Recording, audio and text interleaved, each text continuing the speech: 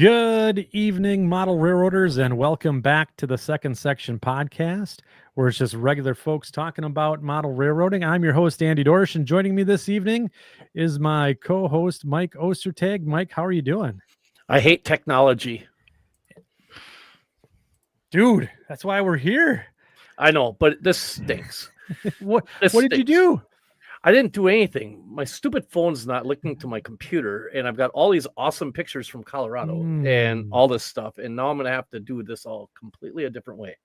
So I'm a little irritated. That's all. Yeah. Nothing major. It's hot out. It's really warm and humid here in Wisconsin right now. How hot is New it? Jersey.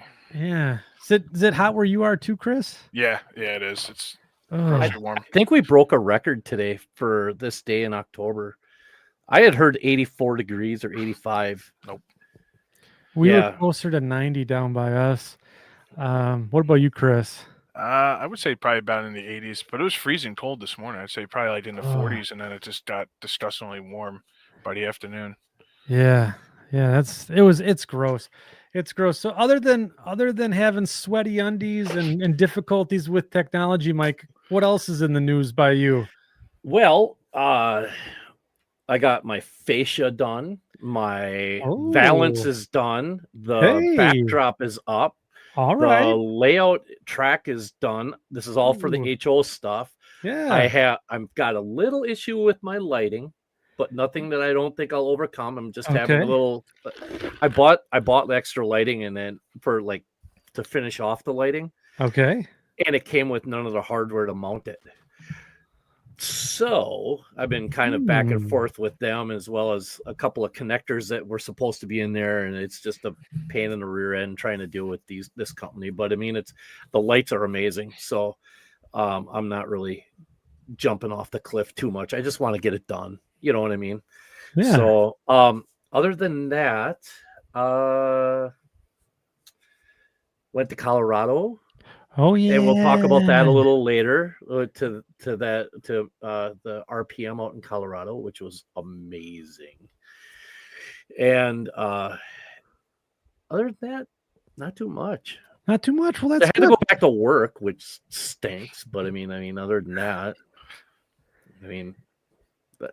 other than that, nothing.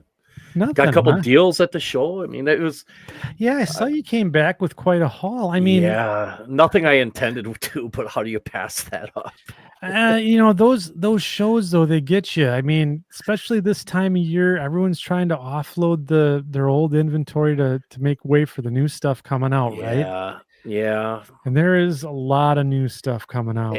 And I'm sure that at one point we'll have Chris Palomeri on the show to talk about all the announcements that happened at the Colorado Museum. And I don't know if I should gloss over those or not, but I mean, there was 7 of them and it was amazing. It was they cool. were busy. Yeah, it was fun. It was a fun time and everything, but hey, we'll talk about that as the show goes on. We'll kind of interject that here or there. And if I can get my stupid phone to cooperate, then, I'll have pictures. Went to John Parker's.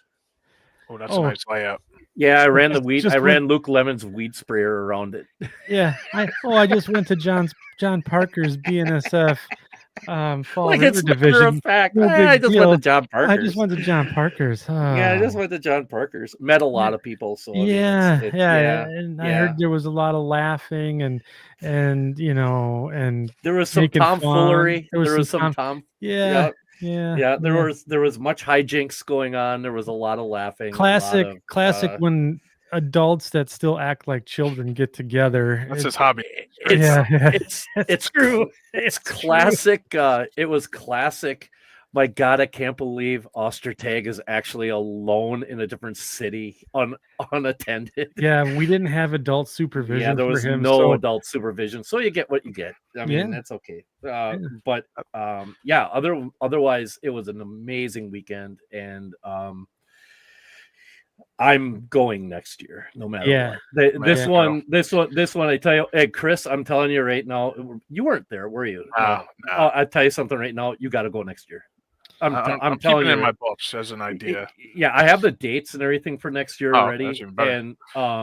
and I'll tell you something right now that I know we're going to talk about your railroad and stuff like that, and your company and everything, but you gotta get there. Yeah. It's amazing. And this freelance forum that Chris Palomari put together was awesome. It looked like it turned out really well. Park. That was out of the park, and they had some heavy hitters in there. So, but we'll talk about that later. So, yeah. So otherwise, how about you? What's up with you? Me, nothing. I ain't got nothing to talk about. Hey, look at this, Denver Terminal Railway. I know that name. Yeah. See you next year. Yeah. There's somebody that we cannot talk a lot about what was going on, because I'm telling you right now. I heard there were shenanigans afoot with this fella right here. I'm not surprised. Yeah, between him.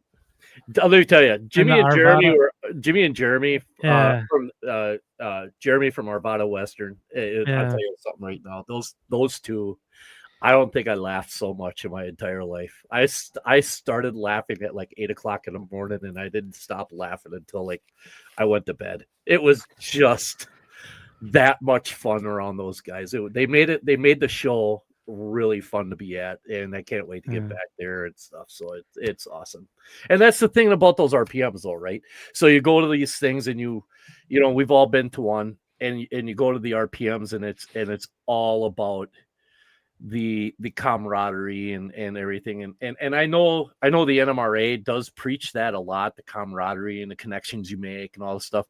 I tell you what, I've made more connections at these RPMs than I could ever shake a stick at. And it's amazing. And the people are always so nice, and they're friendly, and they're fun to be around. And bottom line, the mother of model railroading, as I have coined her, Michelle Kempema, I don't know if there's anything that she touches that doesn't turn to gold. Honestly, she is the nicest lady in the entire universe that I've ever met, and she just knocked her and her team knocked that thing right out of the park. It was her in the Colorado Model Railroad Museum. They hosted the event, didn't they? And that's a cast of characters in itself. Well, it looked like a really cool venue. Yeah, it was amazing. It was really, really amazing, and they did a great job. And it was, it was. Everybody was talking with everybody, and there was laughing, and there was no drama, and there was just no drama. It was no drama. That's awesome. I love no drama. Yeah, no drama. It was awesome. Okay. Yeah. So anyway, we'll talk more about that as time goes on. If I can get, I got pictures and everything. Pictures. I got pictures. We gotta get talking to Chris here. That's what we're here for. That's right. So tonight, our guest this evening is Chris Wallace. Chris, you're a first timer to the Second Section podcast. So welcome to the show. Thank you. Hello. I'm gonna do the thing that I always do is I'm gonna make it real awkward for you. I'm gonna ask you to do that introduction, that little introduction. Tell us about a little bit about you and your interests in model railroading, and kind of maybe a little bit how you got started, and then before we wrap up the intros, tell us interests, and then what do you got going on in model railroading? I see you got a little logo on your shirt there. Maybe you want to talk about it. This is my show shirt. Yeah, your show shirt. Yeah. Yeah. Gotta make it look a little fancy, you know. You're official tonight. It's the most I'll ever dress up in my life. So yeah. I don't like it. I hear you. All right, Chris. Well, show's yours. So why don't you give us a little intro? So my name's Chris Wallace. I founded Wallace Locomotive Works about 2022, so about 3 years now. Mainly HO scale models, detail parts. Yeah. Everything I do here is custom drawn by myself, printed and done in-house. Oh man, right on the spot. Let's see here. I've been doing model railroading stuff. Yeah, so most of my life. Okay, so let's start there. So how did you get into it? How'd you start? I was given a box of Tyco stuff and brass track and all that stuff back in the day, and I remember building a 4x6 layout in my basement, and okay, it was like anything I could possibly do. I always used to keep building it, and I remember, some of the people that I talk to now, I looked up to. I'm like, oh man, I want to be like that. I want to have all those trains on the shelves, and I want to have all those models. And meanwhile, I just got like a GP38, and that was the best thing I've ever had. And so it was like, I want to be that guy that has all these things, but I want to learn how to build stuff. So I tried building very badly a ES44. And it was not pretty at all. I didn't know how to do any of this stuff. I didn't know how to paint detail. I mean, I used flow quill paints. And you know what? I made it work for what it was for years. Yeah. Okay. And then I kind of fell out of it for a while. And this could be a throwback for a lot of people here. If you go on a site called Train Sim, Microsoft Train Simulator. Okay. If you search my name, Chris Wallace, I am the person that made all that stuff that's on there. So for years, I was doing 3D simulation stuff. So I was drawing stuff to make like all types of engines, like I said, Chivos, ST40s, whatever. So like I said, if you go on his website, I think some of it's still up there. There's repaints of all types of stuff. GP38s, heritage units I did. I mean, you name it, I probably did it on that site. And I started to fall out of it for a bit. And because I was working for the railroad, and I was like, I don't have time for this. So I was like, all right, I'm not going to do anything like that. I just kept working. But I really want to have like a side business or something just to keep myself occupied during the days off. And during COVID, I kind of pulled back the hobby again, and I was like, all right, let me try this again. And I tried 3D printing. It just the technology wasn't there. I was trying different things, and then I remember grabbing like a GP38 and I started painting. Yeah. And I cut it up and I did all those things. I'm like, whoa, I can do this again. I'm like, this is kind of interesting. And I started doing all types of stuff, painting. And at the time, I was still pretty new at it. And I still am the only crazy person to go buy a brand new scale trains unit and cut it up and rebuild it into something else. I love that. I absolutely love that. So now what I do is it kind of started evolving. I started painting for people. And I have a few stories about that. Start doing the painting, and I'm like, I bought a broken unit, and I'm like, how am I going to repair this? And stuff isn't available, getting parts. And I said, I got to find a way to make this myself. So I started printing, and I gave up for a brief moment. I said, I can't do this. That the printers were bad, and I said, this isn't going to work. So then I put them aside, and all of a sudden I came back, and here we are. Over 400 products. I said, I do everything in-house. I paint everything, package everything. I've designed everything. As you can see, all the stuff on the shelves here. Yeah, right. It's all prepackaged, ready to go. And it's just been one heck of a ride, especially with everybody that's supported me through this whole adventure, from my customers that keep coming back, and my family, everybody that's just literally and friends that just stood behind me to help me out through this thing has been great. Right. Because they all help me. Hey, I need this made. Okay, send me a few photos. All right, cool. Now we do start doing some measurements or figure something out online, and now I have a new part that I got to add to my catalog. But which is sweet. Yeah. So let's back up a little bit, because there's a lot to unpack here. So let's get back to, I guess where the whole detail business. I mean, so obviously, and I put all of Chris's contact information in the show description tonight, and I'll periodically put the link to Wallace Locomotive Works in the chat, so you guys can pull it up. But I just wanted to, so you started pretty much at a very early age, basically going and improving or trying to rebuild models. Yes. So what was the driving force there? Why did you do that? Why? I mean, what was?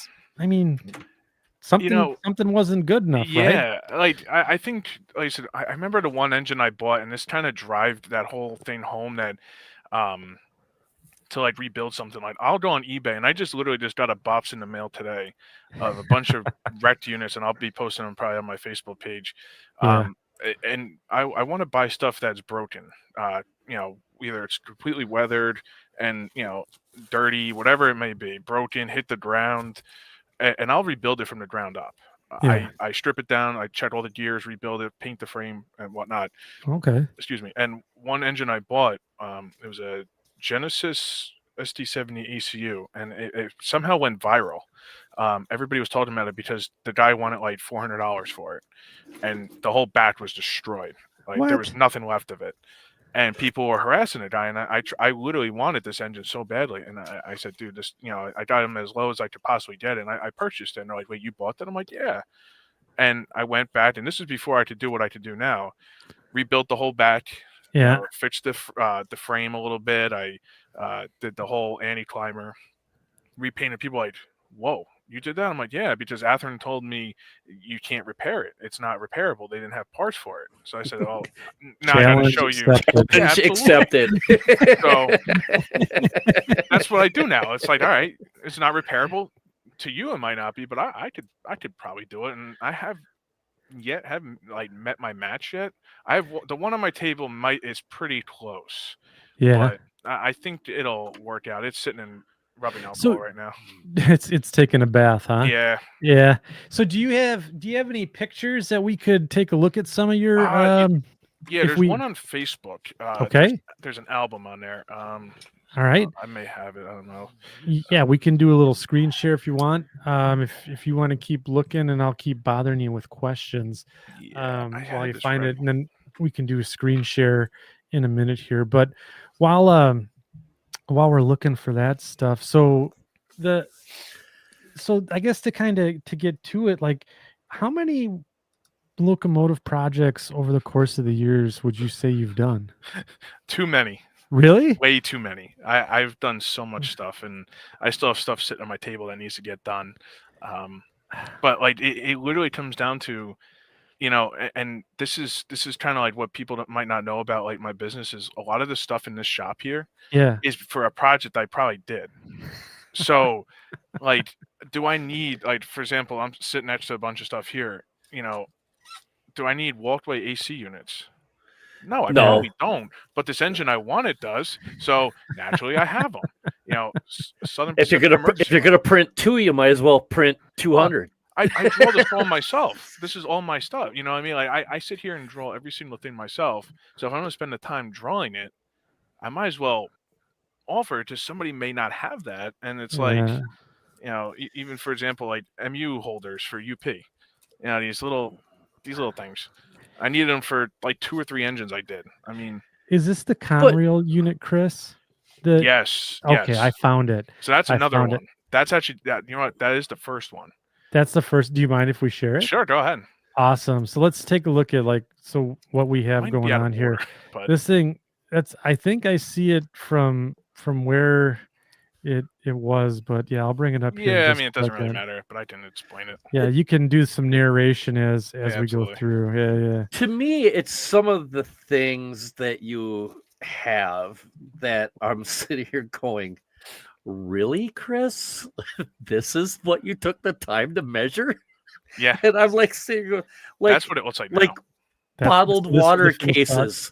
Like cases of bottled water. Yeah. That's a rebuild, a whole thing. I rebuilt the whole chassis and stuff. So it came to you as the Conrail unit. So this is what it looked like. That's what it looked like. Yeah. All right, so let's just. And you were told that could not be fixed. No, this was something different. I totally forgot about this one. Yeah, so it needs some loving.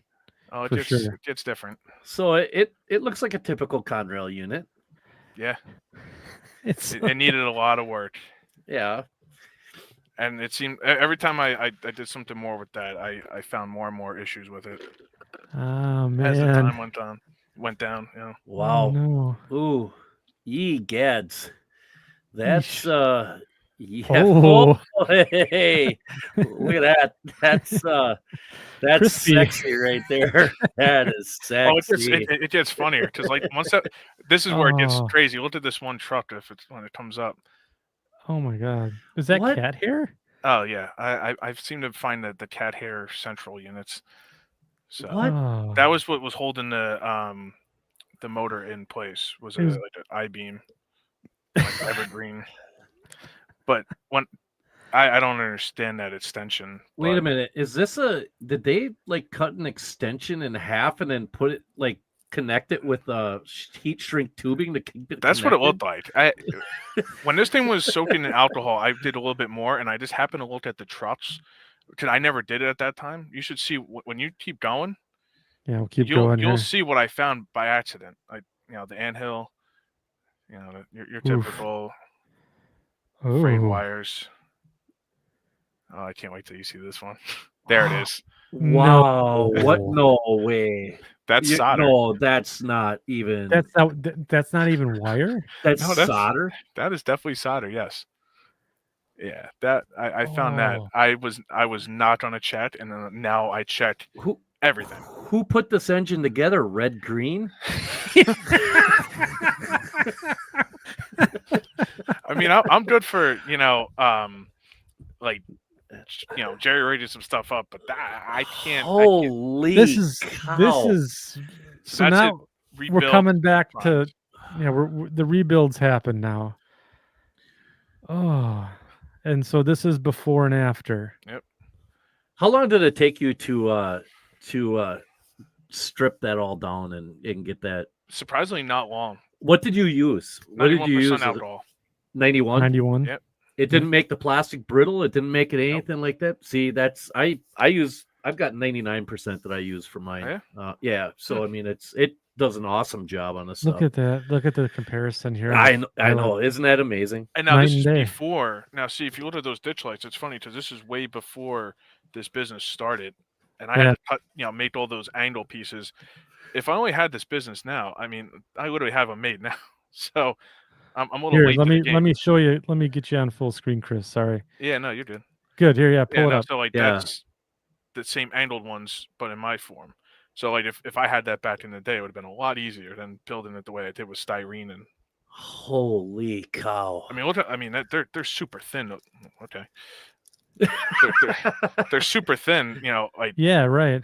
But they have to be. That's the way that the actual model is. But what's the old phrase that they say, Andy? Every good idea is born out of necessity, or something like that, or it's every something invention is born out of necessity. Yeah, it's born out of necessity. So I mean, obviously, you like you said earlier, you needed it, so why not make it available to other people? I think I spent like $70 on that altogether. On this locomotive? Yeah, I got it off eBay, which I love doing. Wow. And to the comment I see in the chat, no, it never caught fire because I don't put them on the test bed ever until I inspect them because I don't want that to happen. Look at the comparison now. I'm not just trying to, whatever, but look at how clean and tidy it is, as a result. That motor went in the trash too. Did you? I would imagine. So what did you replace that with? So actually it was interesting because that frame, I want to say that was the same, a different frame.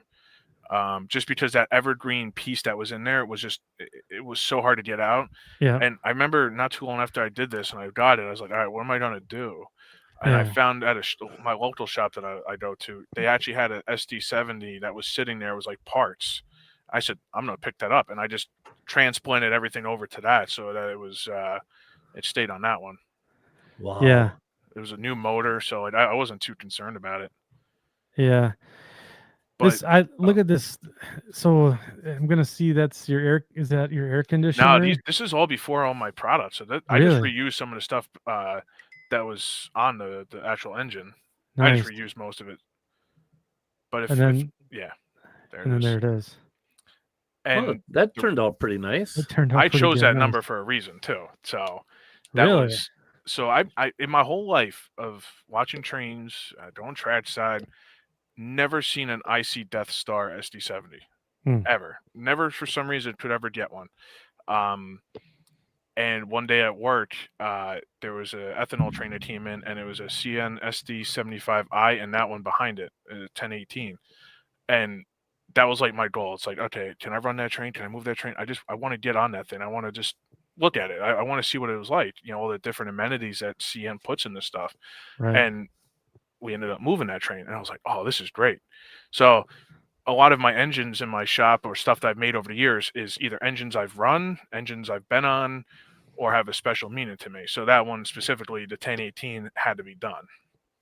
I've actually run those things. They're actually lucky. not horrible. The brakes on them stink. Oh, well, Yeah, they've got electric brakes on them. They don't have like traditional brakes on them. They've got an electric brake, and they're not that great. But I mean, otherwise they pull like a mother. Well, you know the desktop controllers where you know the electronic ones that CN has and all that. I got on a CN SD75i one night, and they put that because the control stand is, you know, your normal EMD control stand screens over here, and that one.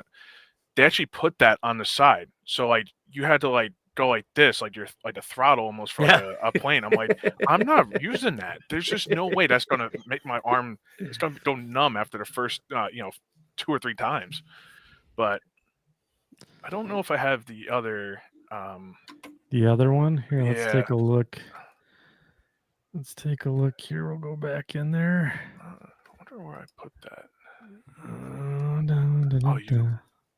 You tell me. I'm thinking ahead of time where I might. I said I'm still trying to move everything around, and clean things up. Sure. Profile pictures, cover photos. There's that little guy. Let's see what else we have in here. All sorts of good projects. Oh, I got too much stuff. We'll be the judge of that. And yes, water bottles. I you know the old thing that people, you know, like they would put the water bottles out on the nose, and you know it was just a normal thing, and everyone's like, hey, you don't ever do that? I'm like, yeah, but I couldn't get it the way I wanted it to, and then finally it just clicked. Started printing. I'm like, hey, this is perfect. So I made my own water bottles. Dang. A lot of good content here, Chris. This is awesome. So okay, let's bring everyone back up here. I'm gonna keep looking as well on the side and see if I can find it. All right. Awesome production value. So that was a fantastic, I guess, redo. So this is what you do. You go out to eBay, and you go and you look for. You just look for locomotives that you just have to go and essentially it's like rehab my locomotive or something like that. And you just pick one, grab it, and then you go to town. Now, are you really faithful to the prototype with this? Like, do you do all the research to where it's like, okay, so the Sinclair antennas were placed on the left third of the top of the cab type of stuff, or is it just slop it in there and we're good as good? It depends on what it is. Sure. A lot of things are done. You know, I research certain things. Yep. And the problem is some things aren't necessarily available. And there's one thing I like to tell people about model railroading is like no engine is the same. And there's always going to be a defect with a locomotive or a car. And because there's no handrails are ever straight on a locomotive, they're always either like bent in or just they've hit something. That's a good point. For example, I had an SD70 ACC, one of the 1800s that NS has, and there's a thing I picked up on is when NS had the SD70s, and that was something I showed before, was the ditch lights. They kind of angled out. Yeah. When they built these, for some reason, they decided that ditch lights needed to go more in, so that the ditch lights are kind of closer to each other. When NS did that, they never got rid of the holes for the old ditch lights. So there's still 2 holes on each side, along with the new ditch lights, and there's still like scud from like all that where they cut it with the welders and all that stuff. So like, yeah, if you leave that on a locomotive and the holes, it's the same thing. You know, these people are, you know, not every model needs to be perfect, but yes, if you're spending the money, I want it to look perfect too. But there's always something there that is a little different than. You know, especially with the handrails and stuff like that are always bent up or discolored. So, well, and you know, Chris, because you're a railroader yourself, the same as I am. You know, it's one of those things where the prototype is filled with imperfections. Yeah, like beyond. I mean, you could actually get 2 cars from the straight out of the factory, and the first thing you notice is, the lightweight, they're both built identical, but the lightweights are different. Mm-hmm. How the hell does that happen? You know, or there's always a differentiation between things. And like as time goes on, the older the locomotive model, the more imperfections there are in it. And now you have to start going, you know, you might have one thing on it, like sometimes it's within weeks or days. You know, you might see an engine one day and it looks like this. The next day, it doesn't look like that at all. Yep. And it's, you know, so, you know, as model railroaders, we're always searching for those perfect. There you go. I was going to say, I had mine. There they are. These little guys. I got a whole pack of them right here. Yeah, that's awesome. Yeah. But I mean, we're always searching for perfection, right? We're always trying to make everything so perfect. And the only perfection there is and should be in this hobby is imperfection, because that's the way the prototype is. I can get on two locomotives of the exact same model type and of the same railroad, and two grand trunk engines, and they're vastly different from each other. And you can see on the walkway where they've had things cut, where they see on the walkway where they have different types of diamond plate on the walkway where something has been done to them and things like that. So, you know, it's always kind of interesting to me, kind of picking those out. Like right now, I've got an engine that's got, I thought at first it was a visor, because I didn't pay attention. I thought, oh, that's got a visor, you know, on the engineer side.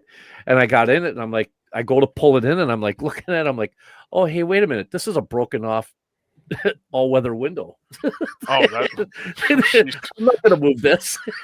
and that's what it was. And they just cut the all-weather window off, kept the angled part on both the front and the back, and got rid of the rest.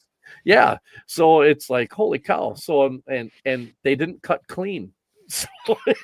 So don't worry about your cuts, everybody. Line cutting. Yeah, there's a prototype for everything. This looks good. Yeah. Thanks for the reassurance, Mike. You're welcome. I mean, Chris, honestly, your details in the stuff are, some of the stuff is pretty whimsical, in my opinion, and some of it is just absolutely. I just sat there and I'm like looking at it like, you have got to be kidding me.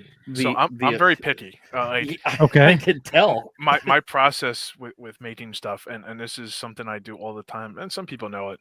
I check them all under a microscope to see what details show up. Are you serious? If there's not enough detail on it, I'm not releasing until I can figure out what's done with it. Like I gotta either scale it up a little bit more to make it work or not. For example, my Excalibur antennas, 016. If you put those under a microscope, the word Excalibur is written on that print, and we're talking small. It's super small. I don't know if I have one. I'd have to. I got it right here. Did I send you one of those? I couldn't remember what I sent. I didn't write it down. Let me see here. What we got? Here, let's see. Let's see what Mikey's got there. Oh let's all watch. It is. Holy get your Mr. crap. Peanut monocle out. It's that was one of my favorite things to do, and it literally is. Yep. You can barely see it unpainted, but it is there. Yeah. Once you paint it, it'll. Is it stand out? Yeah. Oh yeah. Yeah. One that I am working on right now, and I think I can get it done on this printer. These were from the old printer. This new printer I got is at 14K resolution. So like the one that I've been printing on for the last 2 to 3 years, you know, the ancient ones that I call them, they're only at 8K. So I've been working on class lights for EMDs. You know, where it has a little selector switch to go from all those. I drew up the EMD logo, and I'm just trying to get it to print. That's all I want. Man. Where is? Oh wait, maybe I don't know if I sent it to you guys, but wrong one. Where is it? I know it's pretty recent. Jeez. Maybe I don't even know where it is on here. So you said a number about how many SKUs or how many detail parts are you carrying? Over 400 right now. 400. Yeah, and I've only been in this about 3 years. Oh my God. And love that's not this. engine parts anymore. It was engine parts, and then it Yeah. kind of started to evolve a little bit more. Yeah. And now we're doing like all trackside stuff. Like, for example, these are new relay cabinets. Oh playing with this. yeah. Oh, that And you can light is. them up too. There's a little channel under the bottom there. These rolls. Oh, so you can put the lights in. So you can put the lights through and light it up with a little LED. Oh, But I mean, Chris, that is good. look at you got the little louvers on there, and the little, I don't know, they're like a little the feet. elevation. Yeah. And So they come pre-painted. So that right there, if you order one of those, anybody that's out there, especially the more modern ones, Yeah. if you do that, you got to get a little like delayed flasher circuit for it, just an on-off flasher circuit, because if it's flashing, that means it's on AC power. That means the signal maintainer has to get called because something's wrong with the bungalow. Or if it's dark, it ain't working at all. Or if it's dark, it's not working at all. So let's talk about this then. So Yeah. that light on the sides has a specific purpose. Yeah. So If it's on constant, it means everything's okay. Even in the daytime. Even in the daytime, everything is perfectly fine. It's running off track power. It's on its straight DC, blah, blah, blah, yada, yada, yada, on and on and on. Everything's golden. If it flashes, at least on the Canadian National and the WC, if they're flashing, that means that there's been something has been cut off between the track and the relay box, and that the relay box is running strictly on AC or battery power. So it's the other way around. DC is battery power. AC is what comes through the wires. Oh, because they told us it was AC power. Yeah, unless they're changing it. Yeah, I don't know. Whatever. But if it's flashing, it's on batteries. Okay. All right. So and then if it's dark, the crossing's not going to come on at all. If it's flashing, the crossing still will come on.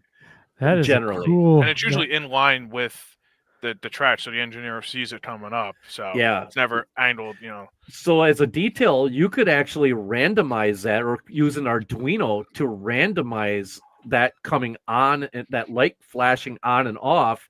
And if you see the light flashing on and off, you need to have it reset, and you can come and call the layout owner over as the signal maintainer, and you have to say, hey, this such and such a crossing bungalow is flashing, and have them come and reset it, and then that resets the randomization of it. And the next train, it might be dark, or it might not. You might go 30 trains and then have it on, and all of a sudden it starts flashing. Yep.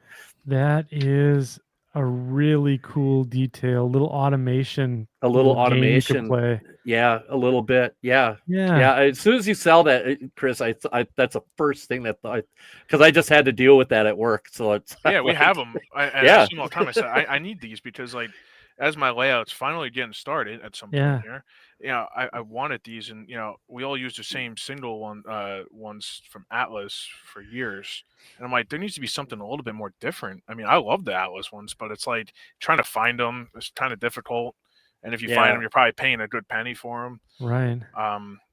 So I was like, I gotta come up with a way, and I went through like 3 or 4 different colors to get this like gloss aluminum color. Yep. And I just did not like certain ones, and I sat there 1,000 times. Are they all just one railroad style? Are they all one style, or is it you have different railroads type? Because a lot of older railroads use different style. Yeah, so I'm going to be moving on to a little bit more styles as these are going out, because they are doing pretty well.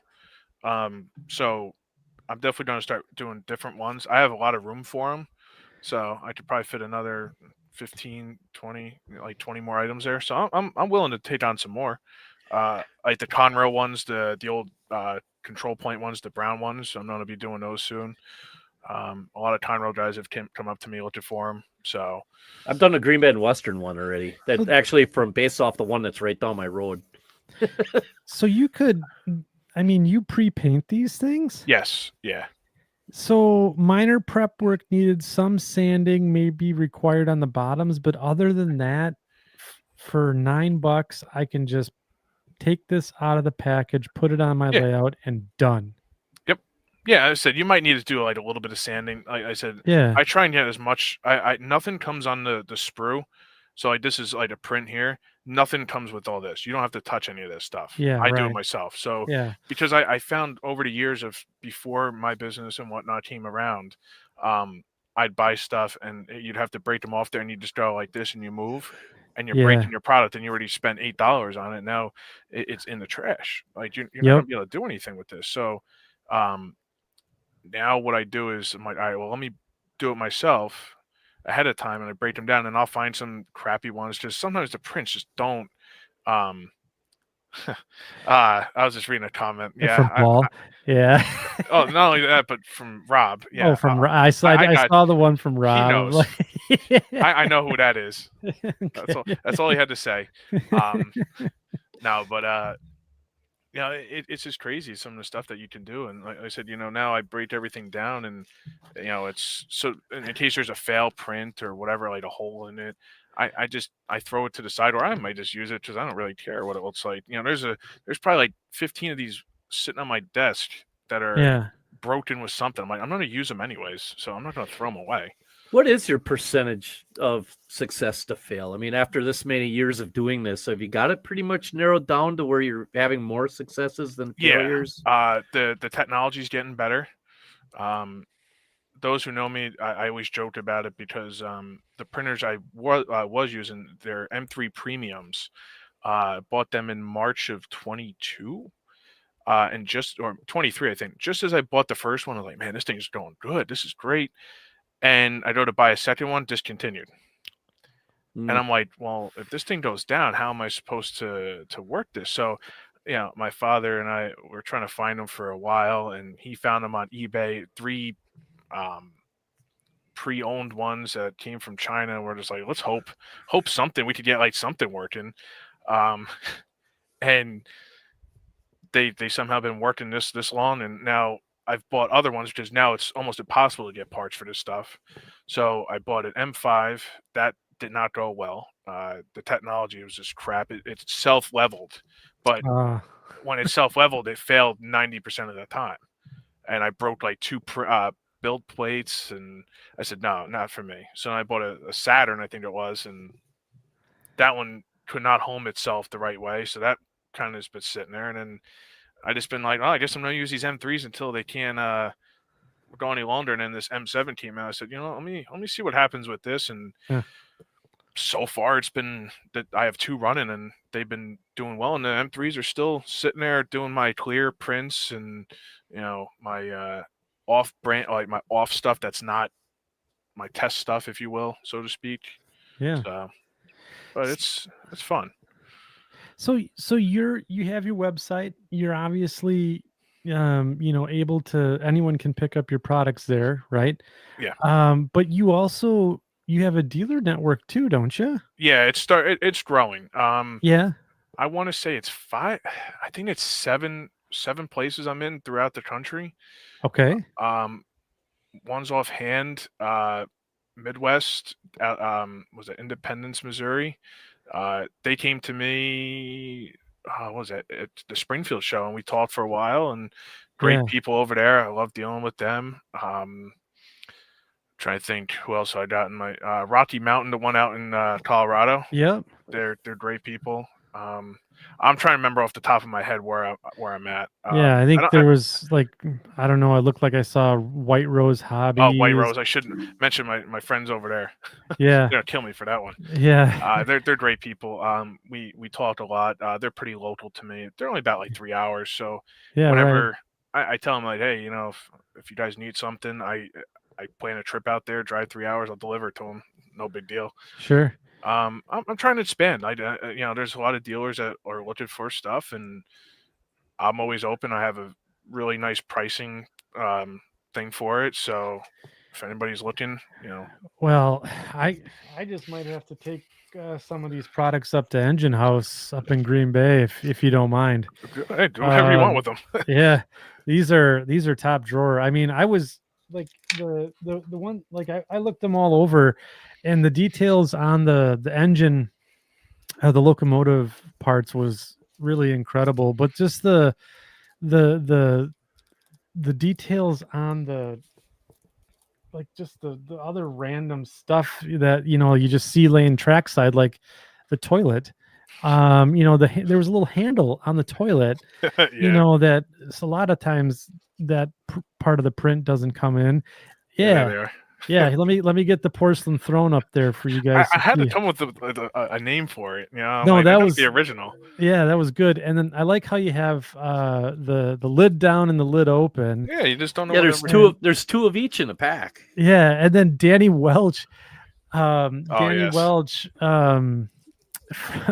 he posted on the second section where he had some of the porcelain thrones that had seen better days and were in a bit of disrepair and possibly had been visited by someone who had recently eaten Taco Bell.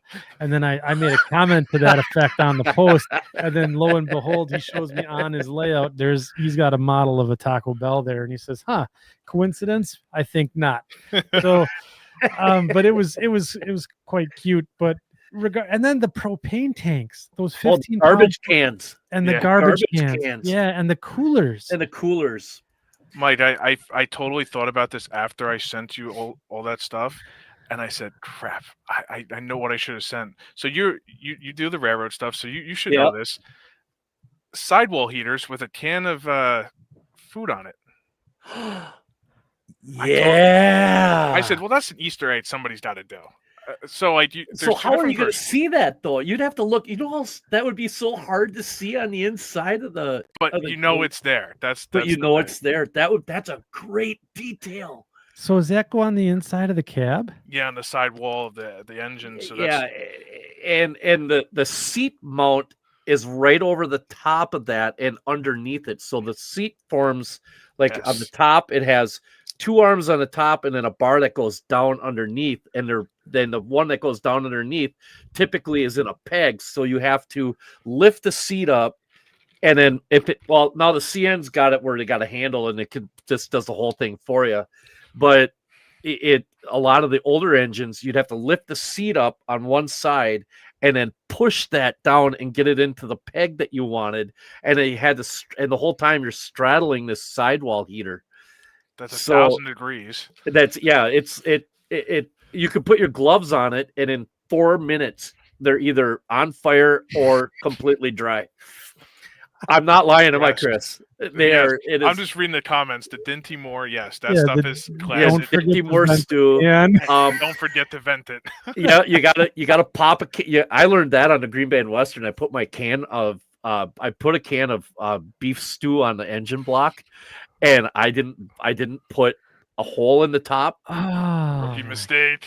Oh, let me tell you, I was a rookie, and oh my god, I went back about an hour later, and holy cow, it was everywhere.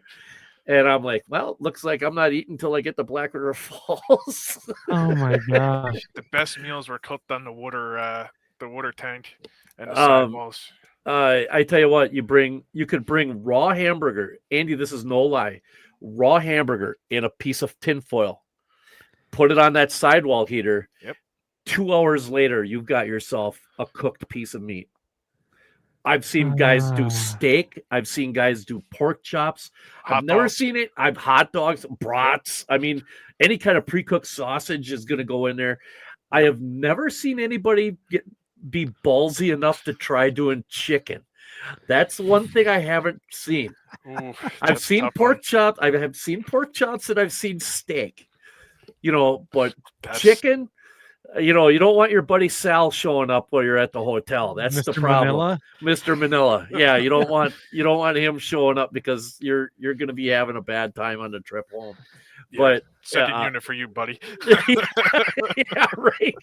Yeah. Vent the windows, the cab, please. So, I mean, what, Chris, in all seriousness, though, what do you just randomly just walk through life and say, I'm going to make that? And look at something and say, you know what? That's a different looking kind of dumpster, or wow, that's a looking different thing. And then you get in somebody else's locomotive and go, I need to model this because somebody's going to want to see it. So do you just literally randomly just over the course of your day, how many ideas do you come up with over the course of a day? way too. Do you carry a notebook around with you, Oh, yeah. or? Oh yeah, or the the orders or whatever, like the daily stuff that I gotta do. I'll just start drawing it out or just thinking and just looking.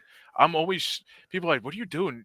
I'm like, I'm just staring. I'm just looking around. I'm just getting ideas. Like, there's so many things that just come from different places now. Like, where I'm at now, there's a lot less locomotives that come in from like CN, BNSF, all that. So the no, I'm not doing bodies. No. I would Nah. I would never ask him to start doing Cabs that. are enough. This is the only one. But I just looked at everything now, and it's like even at home, I'll just walk around and that's a good idea.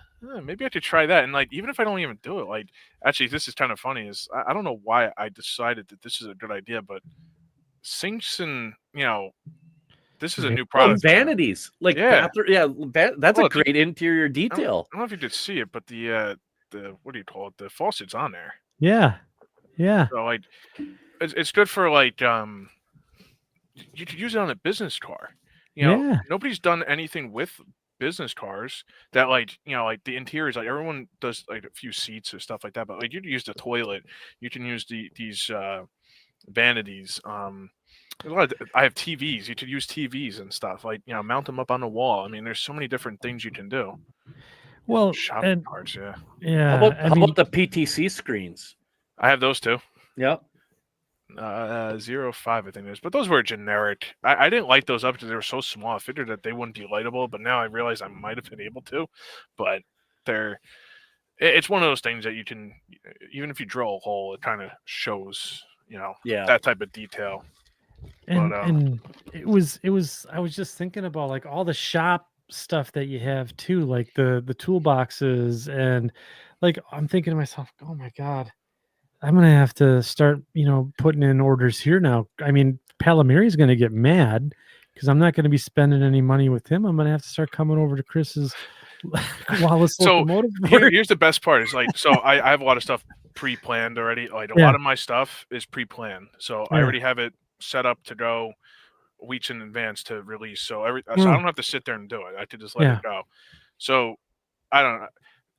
Drill presses are coming. Whoa. Yeah, so this is a render of one of the drill press. Okay. Nice. So yeah. All right, keep it coming. Oh, I don't trust me. This was my favorite, the hose reels.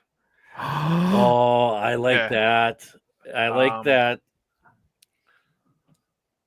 No, that's a different one than the one that you sent. Lockers. These are all new. Lockers. Oh, nice. Let's see now. Oh wait. Oh no, I did take it.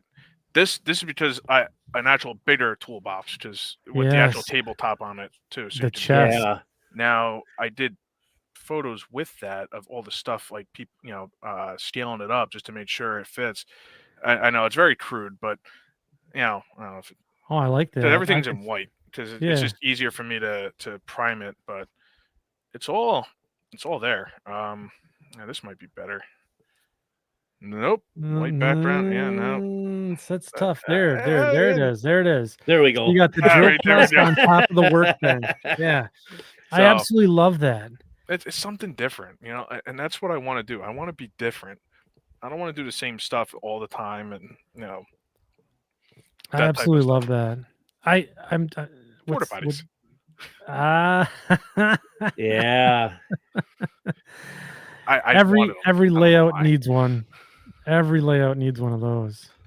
And so this is great because I mean, all I'm thinking about is for my engine house scene that I got coming up, right? That's gonna have the snap-on toolbox, right?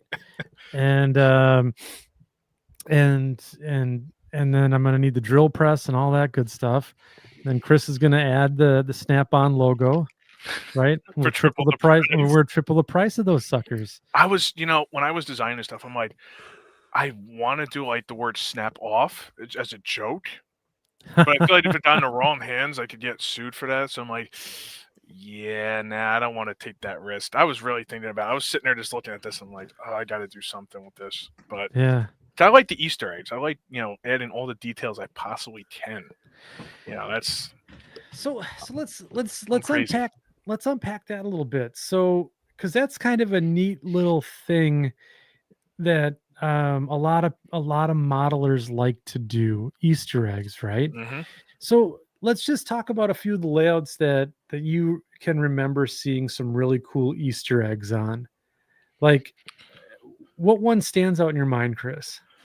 Well, any Rapido engine, with the sound. Oh, I know that. Johnny Cash. That was a shock in itself when I first got my first Rapido engine. I'm like, wait, what just happened? What would be good? I know things have been wrong, but so like things that stick out to me, like Boomer dioramas, right? If you ever watch his videos, the moose, you know how the moose kind of goes around the layout. Every now you see it in different scenes, right? I got one. Yeah. So a good friend of mine and Dave Abley's Conrad Okay. on the cutoff. Yeah. The SUV, or not the SUV. I'm sorry, the minivan. The minivan. The older, was it? Crap. It's brown and white. I can't think of the brand. Probably like an Oldsmobile. Like a Chrysler. Yeah, Chrysler. Yeah. Yeah. And those listeners will know what I'm talking about because it gets pointed out quite often in all of his live streams. So Yeah, the that's old one I minivan. like. I gotta point it out every time. Yeah. I think that's those types of things, because you always go back. If you're a regular at the layout or something like that, you always go back and try and find it, like when we go to like Luke Lemons's place, and Mike, always the scene in Dale, right, where now it's a baseball field, but Mike has a running gag, right? He always does something there. I don't know what you're talking about. I can't do it anymore because now he's got it all built up and now it looks really nice. So now it's more than just a stinking park. Yeah. It's more than just more than a park. But I used to take the garbage can and put it on top of the telephone pole, and I'd hang like two of the benches from a telephone pole because he's got no wires. So I'd just take the benches, and they're like real delicate, and I'd really gently put them on a telephone pole. And after a while, he'd just come up to me and say, "Could you please stop doing that?" And I said, "Sure." And then like 2 sessions later, I'm back doing it again.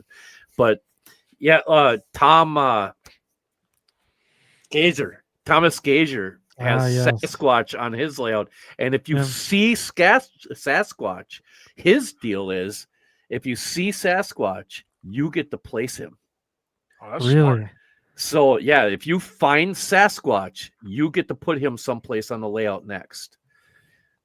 So that's his running deal. So that kind of constantly keeps it, going. Yeah, I know, Luke, those darn kids. I'm gonna have to figure out one of those Easter eggs for my layout. It's kind of funny though. You mentioned that because actually down the street from me, this time of the year they have a Michael Myers statue that's probably like 7 feet tall, and you have to drive by it all the time because they move it around, and they'll be sitting on the porch, be standing out front, and it's all over the place. And now it's that time of year it doesn't. I'm like, that's kind of like the Sasquatch thing. That's awesome. Yeah, it's and then Tom Gazier also does the Grim Reaper too.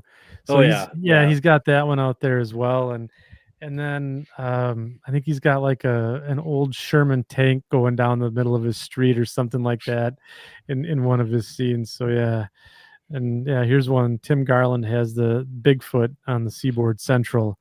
What a Tim's layout a great guy. Yeah, isn't he an awesome guy? Holy cow. Yeah, we've been talking recently too about stuff, and he's been he just got actually my new switches just recently to test out and try them out. So yeah, it's crazy because it's just fun to see all these people with these little details that come up and out, and then all of a sudden whoop.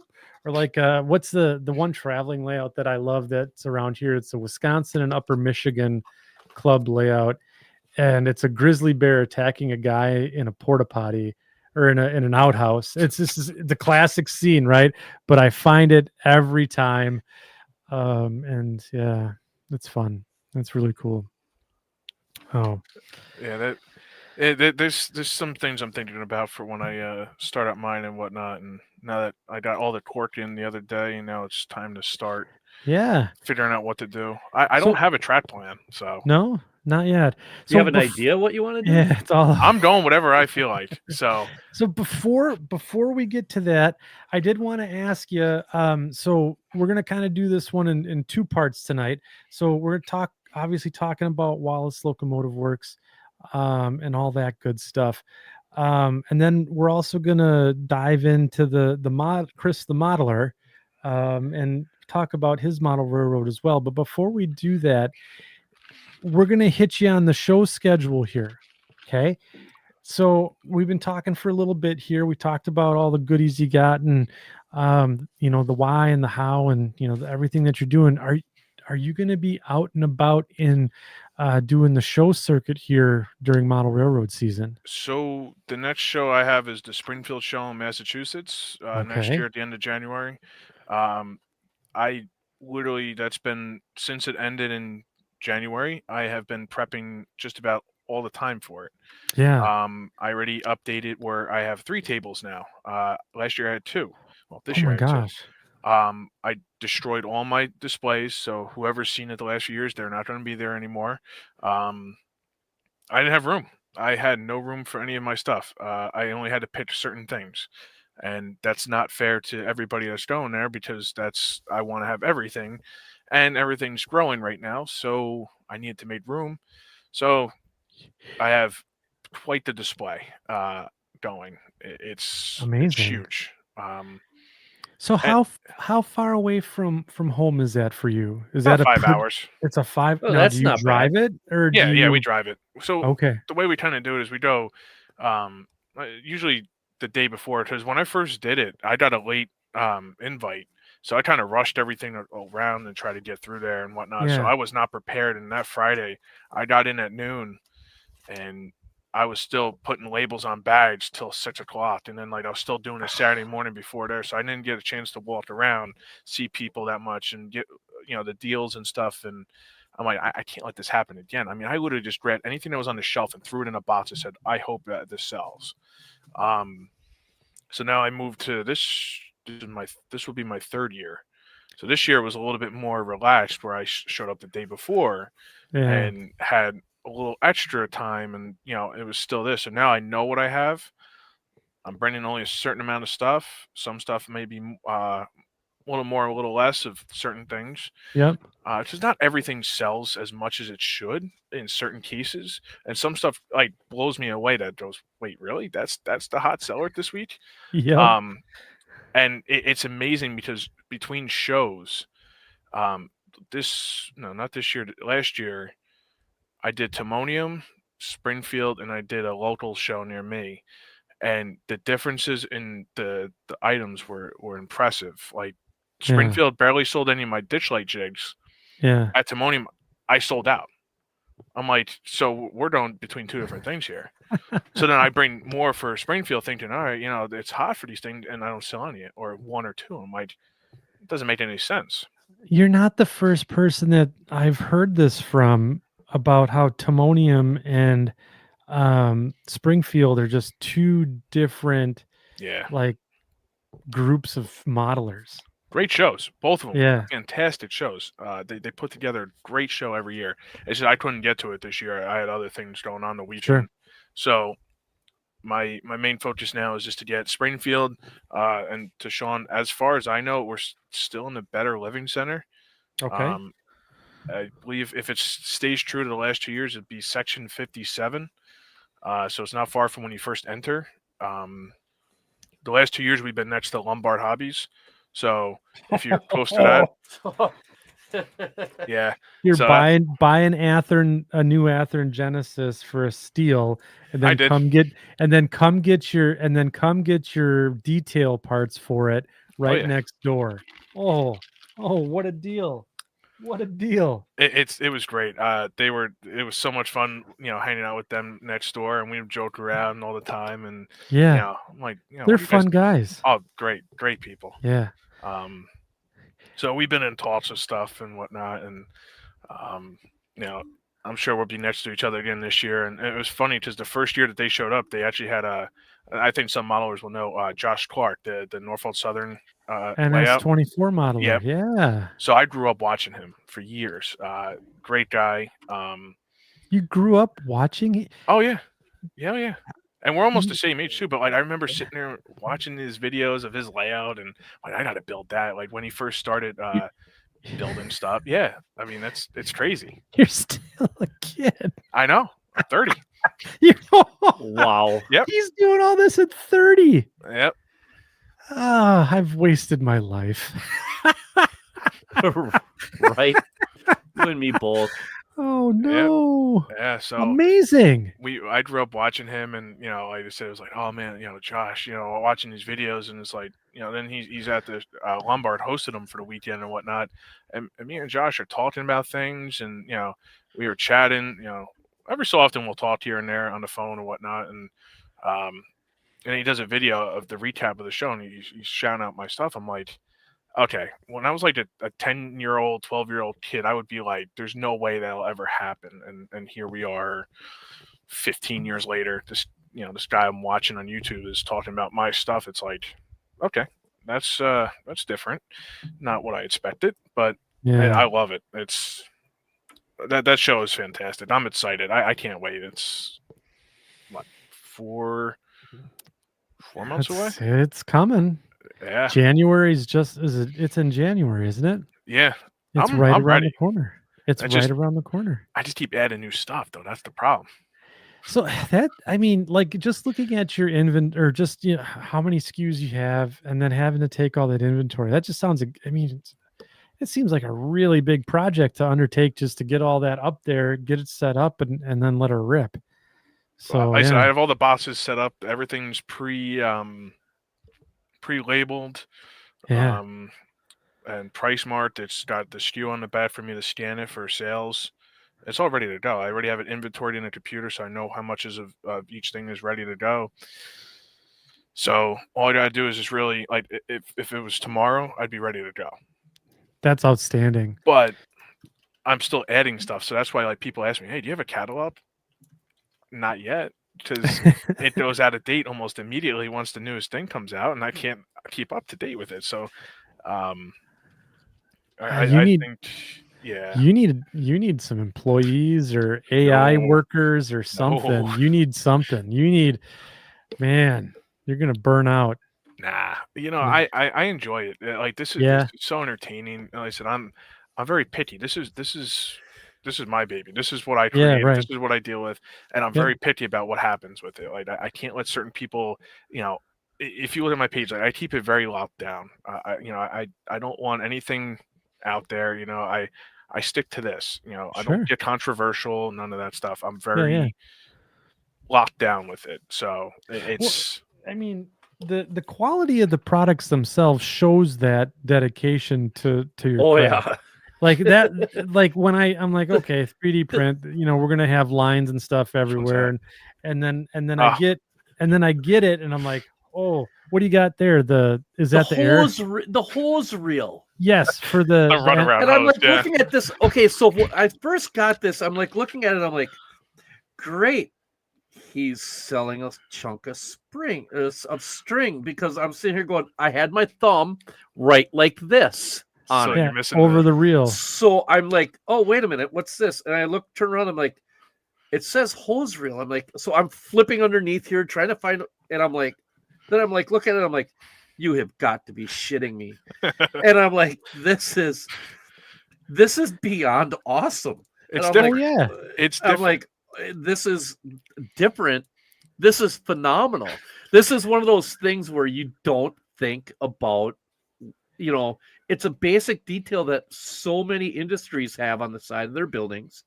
They're all over the place. Shop facilities have them. Houses have them. Mm-hmm. It's ridiculous, dude. I even have somewhere over in the miscellaneous catalog is garden hoses. Just because. Yeah. Like, and you even tell us why. Like, I got this. I'm like, what in the hell is this? He sold me. It's a piece of string and a hubcap. I'm like, come on. And then I'm like, wait a minute. And I went and I looked at hubcaps. Write that down. But I'm like, come on. And then I'm looking at, this is a thing. Look at this. And it's amazing. You know what you need to do, Chris? Now I'm going to challenge you. All right, let's go. All right. Now you need to make a garden hose like the ones that like retract when the water's like done running through them. One You of know those, what I mean? Like the as seen on TV type yeah, stuff. those things that got one use and that's it. You Yeah, should just so you- have an as seen on TV As seen section. on, oh yeah, do an as seen on TV section. No, don't do that. You No, As that- seen on yeah, the that's second section bad. podcast. Yeah, as seen. Yeah. No, Oh it'd be the no. sham wow and, Yeah, and all it'd be that. Oh no. That's No. just a piece of That's the worst. yeah. But I mean, cry out loud, Andy. I mean, honestly, just when we thought we're starting to get to one end of all of this, like this detail thing, and what more Right. could possibly be made. Thanks, then- Chris, for wrecking my entire Christmas budget. No, I mean this is.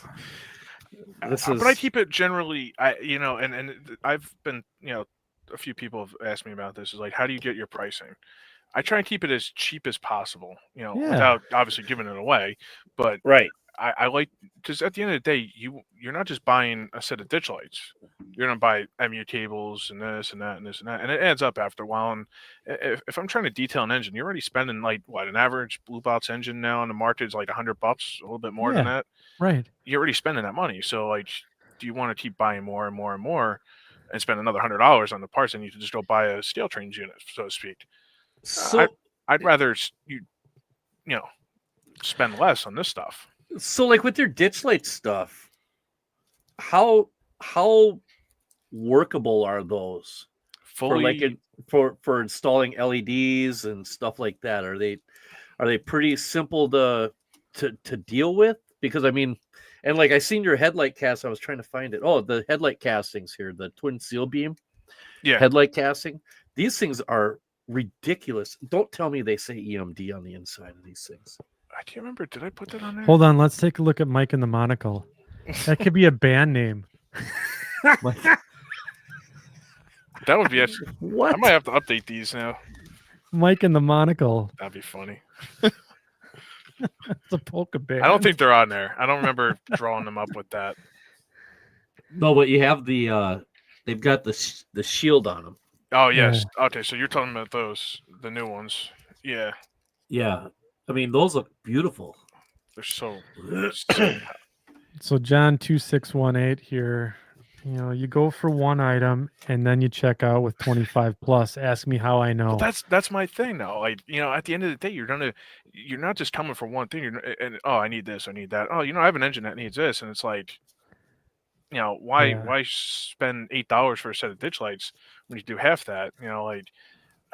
I'm not in it for the money. I've never been in it for money. I can make a great living, but this is a hobby for me. Yeah. It feeds my hobby. So like, how do I get the new Genesis engine or whatever? Because I fuel it back into this, and then it's a new product, and then it's this and that.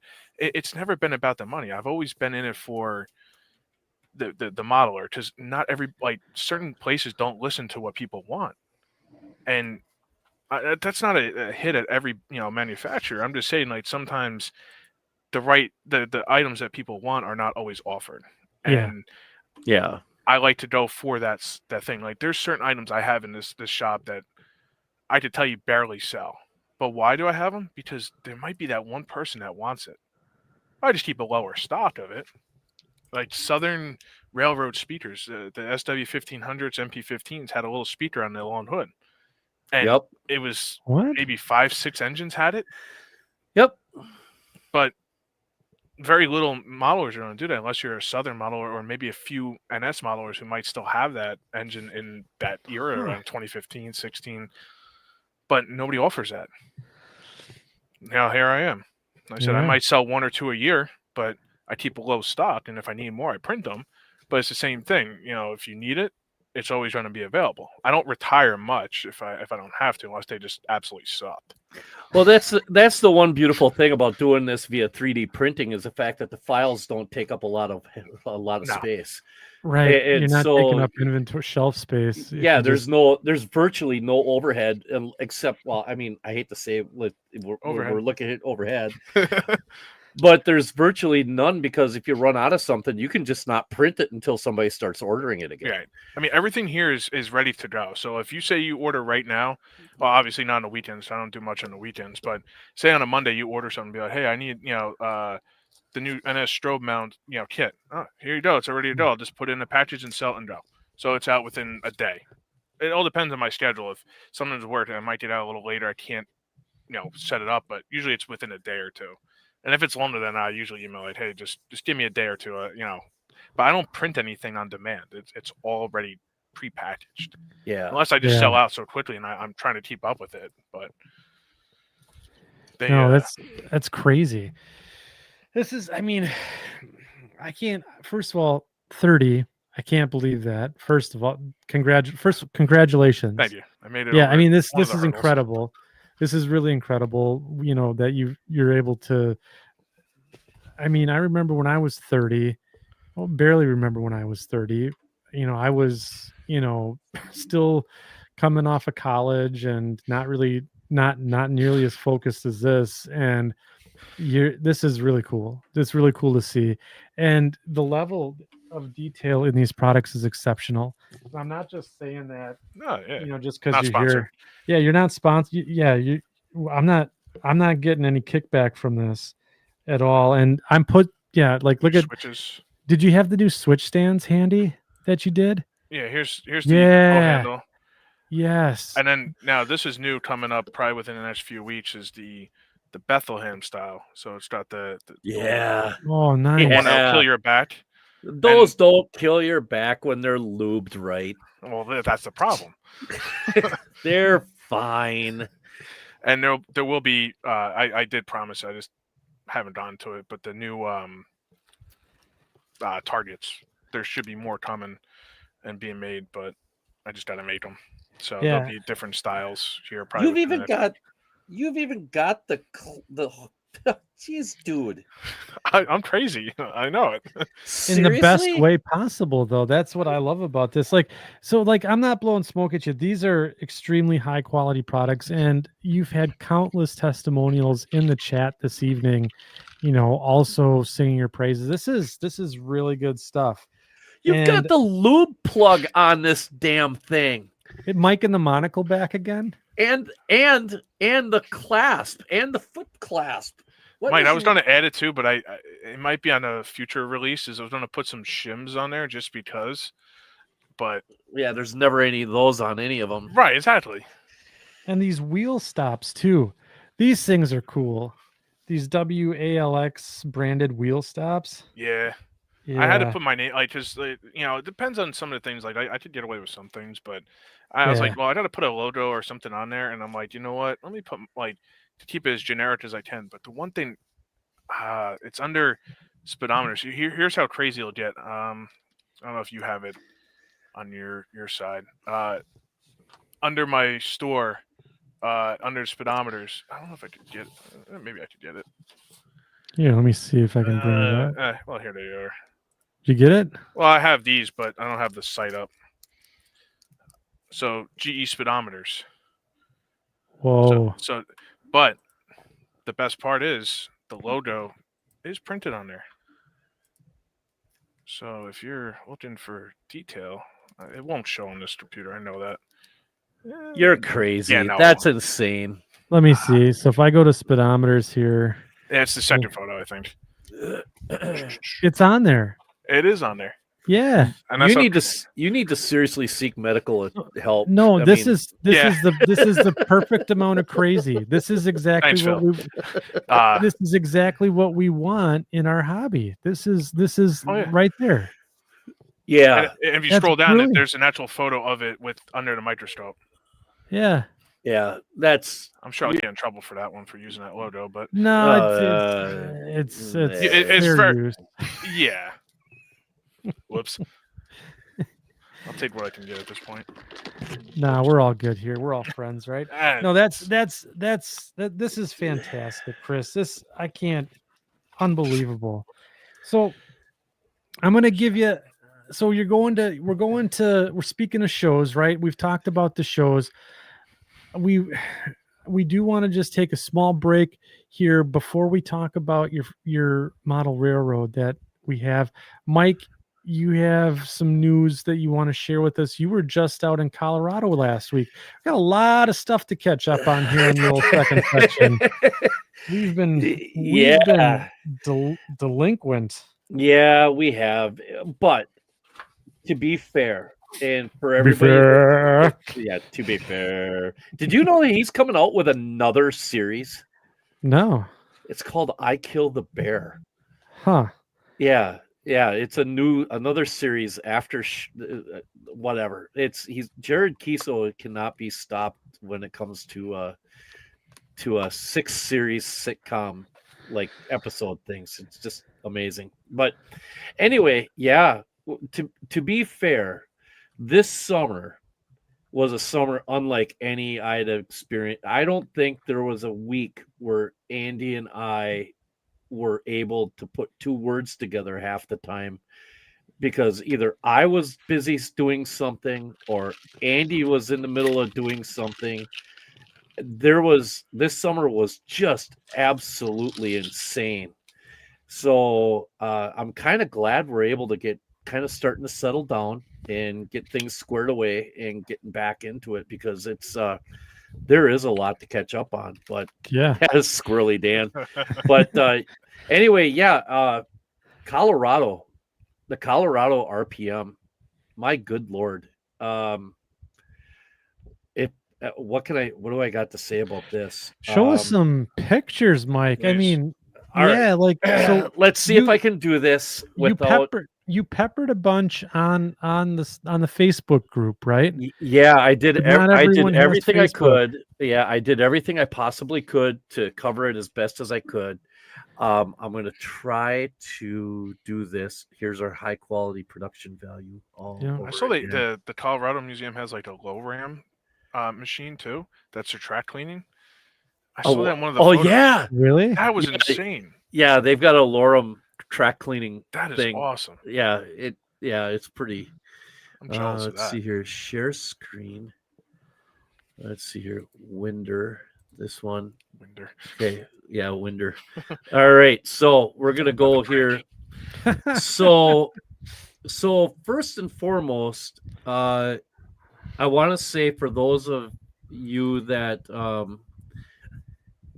were, I'm going to see if I can't.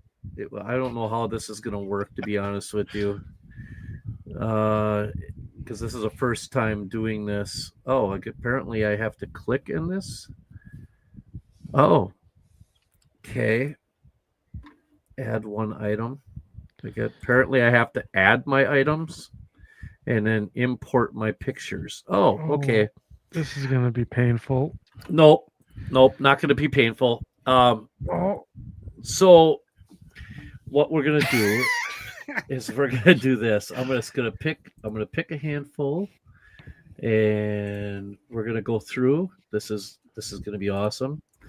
I mean, for every time we do one of these shows, and how many times you and I, we're almost up to our 100th show. We're at our 98th show. Are we really? Give or take a show or two. We haven't had I think when Mike Confalone comes on for real, October 27th, that will be our 100th show. Holy. Yeah. Wow, congratulations. Yeah, thanks. And do we get anything for it? We might get to learn how to do the screen share properly. We might actually figure it out, because we've been fumbling with the production value for 100 episodes, and we'll probably fumble for 100 more. I mean, it's really been a struggle for us to just get accustomed to this technology. I didn't know how to do this. My phone is linked to this thing, so I'm just going to hit this, and we're going to hit import, and we're going to see what happens here. Oh, this is going to be. I'll just do these. Go to pictures, all set. I'll go to pictures. Thanks for riding along, Phil. Thanks, Phil. I appreciate it. Good talking with you as always. He's local to my area too. Yeah. He's been a long-time fan of the show. Yeah. Phil's a great guy. His brother seems like a great good guy dude. as well. Okay. So So okay, we're gonna try this again. I got a handful to start. We're just gonna go with the start of the operating session at the Colorado Railroad Museum. We're gonna go with that. All right, let's do it. All right, let's see. How's that? Look at that. Does everybody recognize that car? I see it now. I see it. Yeah, can you see that? Now, I see it. what's really cool about this picture that I didn't realize until after I had talked to him was this is Matt Gentry's Yankeetown Dock coal train. Oh, wow. Yeah, and these cars are absolutely phenomenal. I mean, they're really cool. That whole train was so neat. But this is my Farland Terminal business car on the rear end of the business train special. I'm really proud of the way this turned out. It really pushed my limits because I'd never done a passenger car before, and so I really had to try to get this done. And I have to have special thanks goes to Luke Lemons, who threatened to disown me as a friend if I just went with the regular plain old rectangular drum head on the back. So this is actually in the shape of my Farland Terminal logo. And then I used some of Nick's Train's LED setup, and that's what's in here, along with some, believe it or not, it's gallery glass from Hobby Lobby. Huh. Yeah, it's just a white, like a stained glass type material, a liquid stained glass material. So that's what this is all made out of. What colors do you use? For the green, for the tan and the green. Yeah. That's a good question. I like the color scheme. Oh, thank you. It's actually Tamiya XF5 is it's just their flat green, and then is that color, and then I mix my own tan is, I believe it's Tamiya buff, and then with a little bit of white added to it, like a handful of drops of white added to it, and then just to tone it down a little, and it turned out really, really cool, and I like that a lot. That's that turned out really, really well, and it was very well received. Now, for those of you that don't know about this layout, the Colorado Railroad Museum is based around the Oregon, California, and Pacific, and also the Weyerhaeuser Company. And these are some U-boats that are in the engine facility. There's an earth switch engine. I mean, now this in the background back here, that is like 2 aisles away. Wow. That's to give you the depth of where this stuff is. This is on a completely different aisle. Like there's another backside of this scene, and then the aisle over on the other side is where this is. It's absolutely massive. Now there's Greg McComas. That slipped in there. And see, we're getting along. For all of those that wanted to know, we were actually getting along. And there's his Michigan Interstate, the Blue Borg, leading the passenger car special. There's Matt Gentry right there getting a picture. That's Matt right there checking things out. And if I remember right, there is one of Chris Palomari's. That's a good scheme. Yeah, I mean, how do you not with that Georgia Pacific scheme? That just goes good on almost anything. And then this is Jeremy's Arvada Western, and then Jimmy's Denver Terminal. Are right there. They were great hosts. Yeah. I don't know who did it, but one of them got my car working somehow, because I don't have a layout to test it, and my car went out there, and for some reason Chris messaged me, goes, "Yeah, your car is beautiful, but it keeps derailing." I'm like, leave it to my car to be the one that keeps derailing. Oh no. Wait a minute. Is that the reason that your car right there? No, thankfully it's not. Oh, because this car kept having a problem when it first left the staging yard.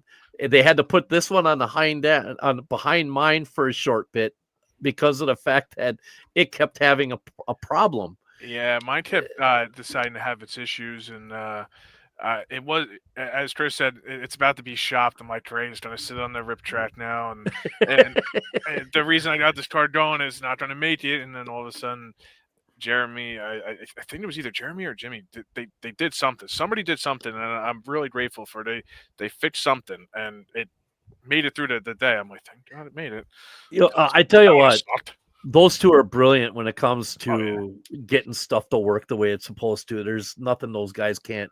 And those guys are fellow railroaders as well. They work for Denver's version of Metro. Oh, okay. So, yeah, they work there. So they're fellow Really? railroad. Yeah, they're fellow railroaders. We'll have to get them on the show at one point, which may or may not be a good thing because it might just be a giant laugh fest. I mean, they're brilliantly amazing people. But to let everybody know the scale of this layout, this train, I believe, was 27 cars in total.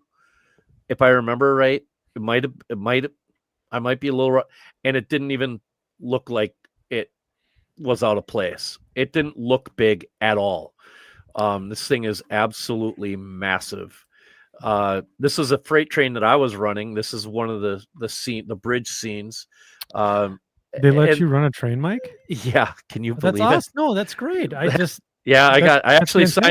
actually legitimately signed up for the operating session, and this was one of their trains this was the train. It took me 3 hours to go from one end of the layout to the other. Oh man. Yeah, it's absolutely phenomenal. I can't. And in this scene, you see down here in the lower left-hand corner, there's a track there. Yeah, there's also the track right here. That track ends up coming around up into here. There's a track over here, and it's all basically one giant main line that loops around. And like you come through this scene like 3 different times, just trying to go around the layout. Wow. It's awesome. It's awesome. Here's a little spot. I just thought this was kind of a neat little camp town type of thing that was going on. I mean, the scenery that they've got done on this is absolutely outstanding. There's McComas's F units coming out of the we were actually making a meet, and so they're coming out of a snow shed. This is actually on the uppermost portion of the railroad. So from where you're at right now, you would have been standing approximately like the bottom of your feet would have been about 5 feet above a 6 foot tall person. So about 11 feet from the basic ground level is where the bottom of your feet are. That's how high up this goes. It's incredible. There we are making a meet. I just like that though. I mean, and there's Mike. I thought this was fitting. You got McComas on the head end and me on the hind end. It's like one of those horses. Yeah. So that is what I've got so far for that. When it comes to the Colorado, that was Friday. That was Friday. That was just Friday evening. And I'll start downloading some photos. We can get back to Chris and start doing that stuff. I'll start downloading some photos from Saturday and Sunday and getting that stuff squared away so we can get through that stuff. But phenomenal hosts. The guys at the Colorado Model Railroad Museum are absolutely top-notch people. And to be quite honest with you, Michelle runs a very, very tight ship. She is, once this thing got started, she was very, very on board with, she was trying to talk to everybody. I felt so bad for her at one point. She would just look so tired, like she needed a nap. And then there was another day left to go. So 2 days is a lot. 2, it was 3. Oh geez, I thought it was only 2. No, Friday, Saturday, and Sunday. So it was Friday evening at the at the museum, and then Saturday and Sunday were the show, and it was awesome. Yeah. So Adam Cruz said that she always has the snacks. Oh, I was gonna get to that. Adam Cruz, by the way. Hey, do you got your thing that I gave you? I can't reach it right now, but yes, Okay, I do have Adam the thing. Cruz. I have the thing. Okay, Adam Cruz makes a laser cut freight car weights ruler. And you gotta see this thing. It is ingenious. So basically you put the car on, you set it at one spot, and you read the ruler, and it tells you exactly how much that car should weigh. According to NMRA standards. So no That's more smart. dinking around, and no more calculating, no more weighing anything, no more any of this stuff. Laser cut NMRA weight. Yep. And they're like $12 a piece. They're not horribly priced. Give me 2 seconds. I'll go get mine. And because it's just in the other room. And I didn't even think of getting it right here. I feel bad, but Adam did an amazing job with that. And I bought one for myself, and then I went and I bought one for Andy and for Luke, and I was just like, these guys got to have this. Yeah, this is just too brilliant of a thing to have to not have. Yeah, it's super cool. Yeah, let me go get it. Yeah, and Adam says they're in 6 different scales. So while he's talking about that, we're gonna segue into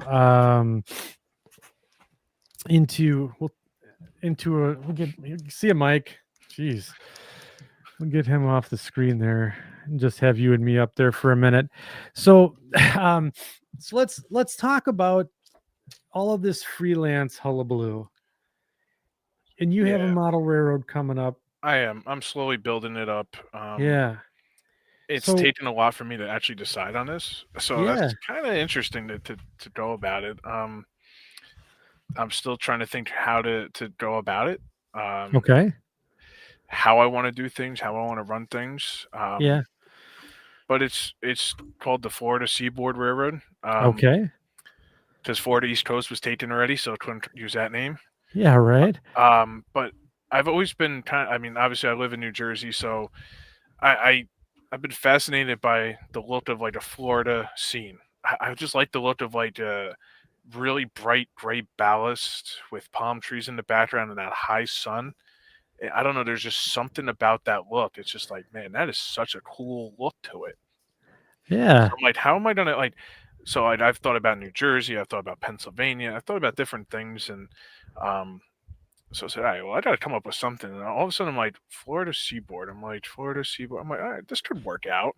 Yeah. And then coming up with a scheme is almost impossible, and that's been challenging. But then somehow, I just like the American look to it. I feel like the American flag look to it kind of like adds to. It feels Florida-y. I don't know why.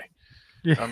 I'm just looking at it now, and I'm just like, it does scream Florida when you look at it.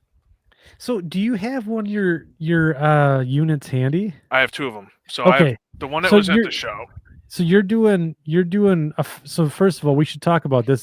So you're a prototype guy, but you're doing a freelance railroad. Yeah, I do 2 different things. So like I have no problems building like a freelance railroad, but I also want to do prototyping for certain things, just because, like I said earlier, something I've used or whatever that's sentimental to me. But so this one was at the Colorado show. This is the Florida Seaboard. This is the first one. This is so odd.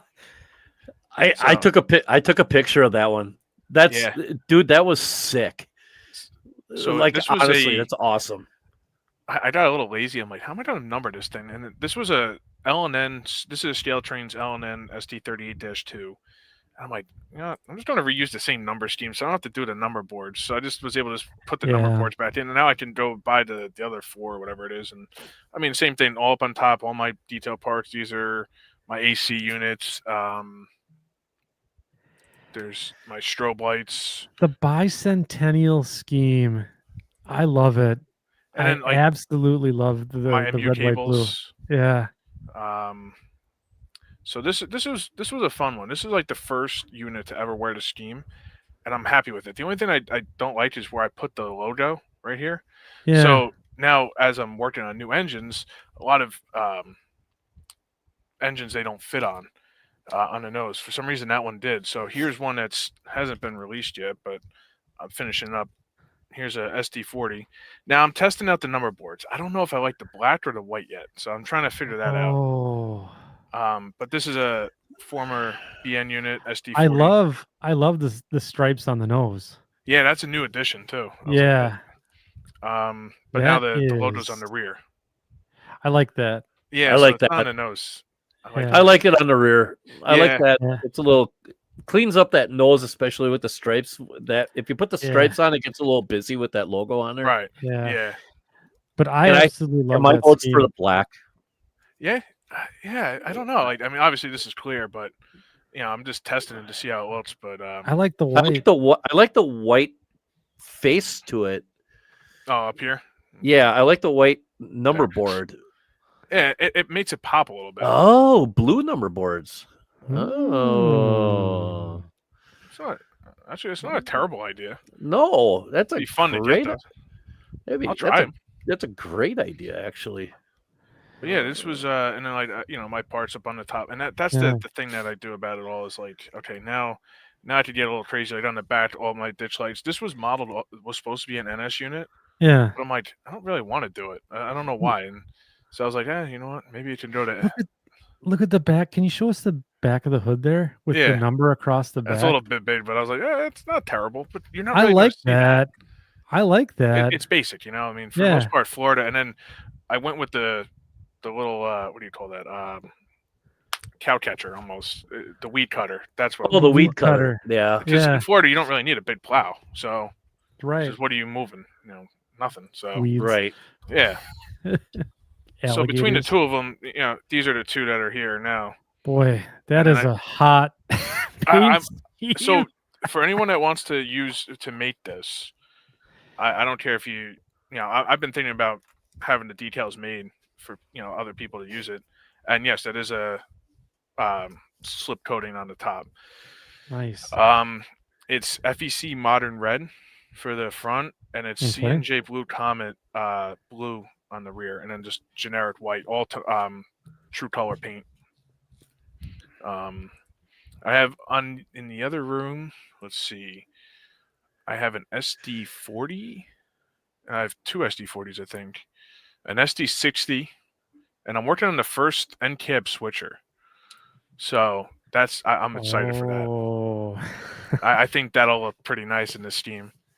I think. Yeah. I mean, what kind of switcher is it? What's the model? MP15. MP15. That's like Mike's specialty in junk. Yeah, I am a switch engine-aholic. Let me do a grab. I'll be right back. I'm going to grab two other engines I have. So while Chris is grabbing that, we'll go and we'll talk about the ruler from Cruise. Oh yeah. We got to get back to that. Get back to that. Okay, so Adam Cruise's ruler. This is the large one, and this one goes up to 14 inches. So this is your 89-foot long flats will fit on here, everything. So basically auto cars, everything. racks. So basically what you do, here's a little hopper car, that I got, HO Skill hopper car. You basically put this is, I don't have my other camera set up right now. So basically what you do is you put this right on in this, gotta figure it out. Okay, it's in the slots. That would be right. Yeah. Yep. And then you slide it over. It's kind of hard to do this while it's until the end of the body is on this line. And then you look at where it is on the ruler, and it tells you that this car should be 3 ounces, 3.4 ounces Nice. is how much in weight. Or it would be about right around 99 grams. And it's got grams along at the front edge, and then ounces here, and it has an HO scale foot, a foot ruler, On the Oh, top, that's so I'll cool. flip it. I'll flip this around. Yeah. So on the top, it tells you the HO scale feet. It's got a regular inches ruler, and it's got centimeters. And then a little bit of instructions on the bottom, and it tells you right there a line car end with the line, and then it tells you exactly how to read it, and you just go through. And this is absolutely ingenious. Smart. And it's if you want to get a hold of Adam, okay, go to Cruise Rail Lines, like cruise as in CREWS, rail lines at gmail.com. That's how you can get a hold of them. And I think we can maybe put that in the show notes. And It's genius. yeah, isn't that so? I saw that actually he had a whole bunch that he had made. And Adam, correct me if I'm wrong, but the ones that we had that you gave away for door prizes were made out of MDF, correct? I know he's in here. So I mean, those were, I believe they were out of MDF or something. And so this is really Smart. this is really, really sharp. And the ones that were made out of MDF were black. And when he was telling me when they lasered it, the laser came out white, if I remember him telling me correctly. So it looked really, really cool. But these are really functional, really handy. Hashtag not sponsored. Hashtag cool new item. So yeah, brilliant. Only thing that makes me mad about this is the fact that I didn't think of it. So Yeah, that is the truth. And to be honest with you, Adam is an amazing person. He was so nice to talk to, and just had another one of those good guys we met at the show, Yeah. So Chris, All right, show us some more cool stuff. All right, so this was another one. I don't mind not having the trucks. Here's a leaser for it.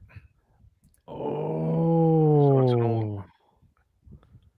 This was for another railroad, but I ended up just... Oh, geez, the MU cable fell off. That's pretty accurate, actually.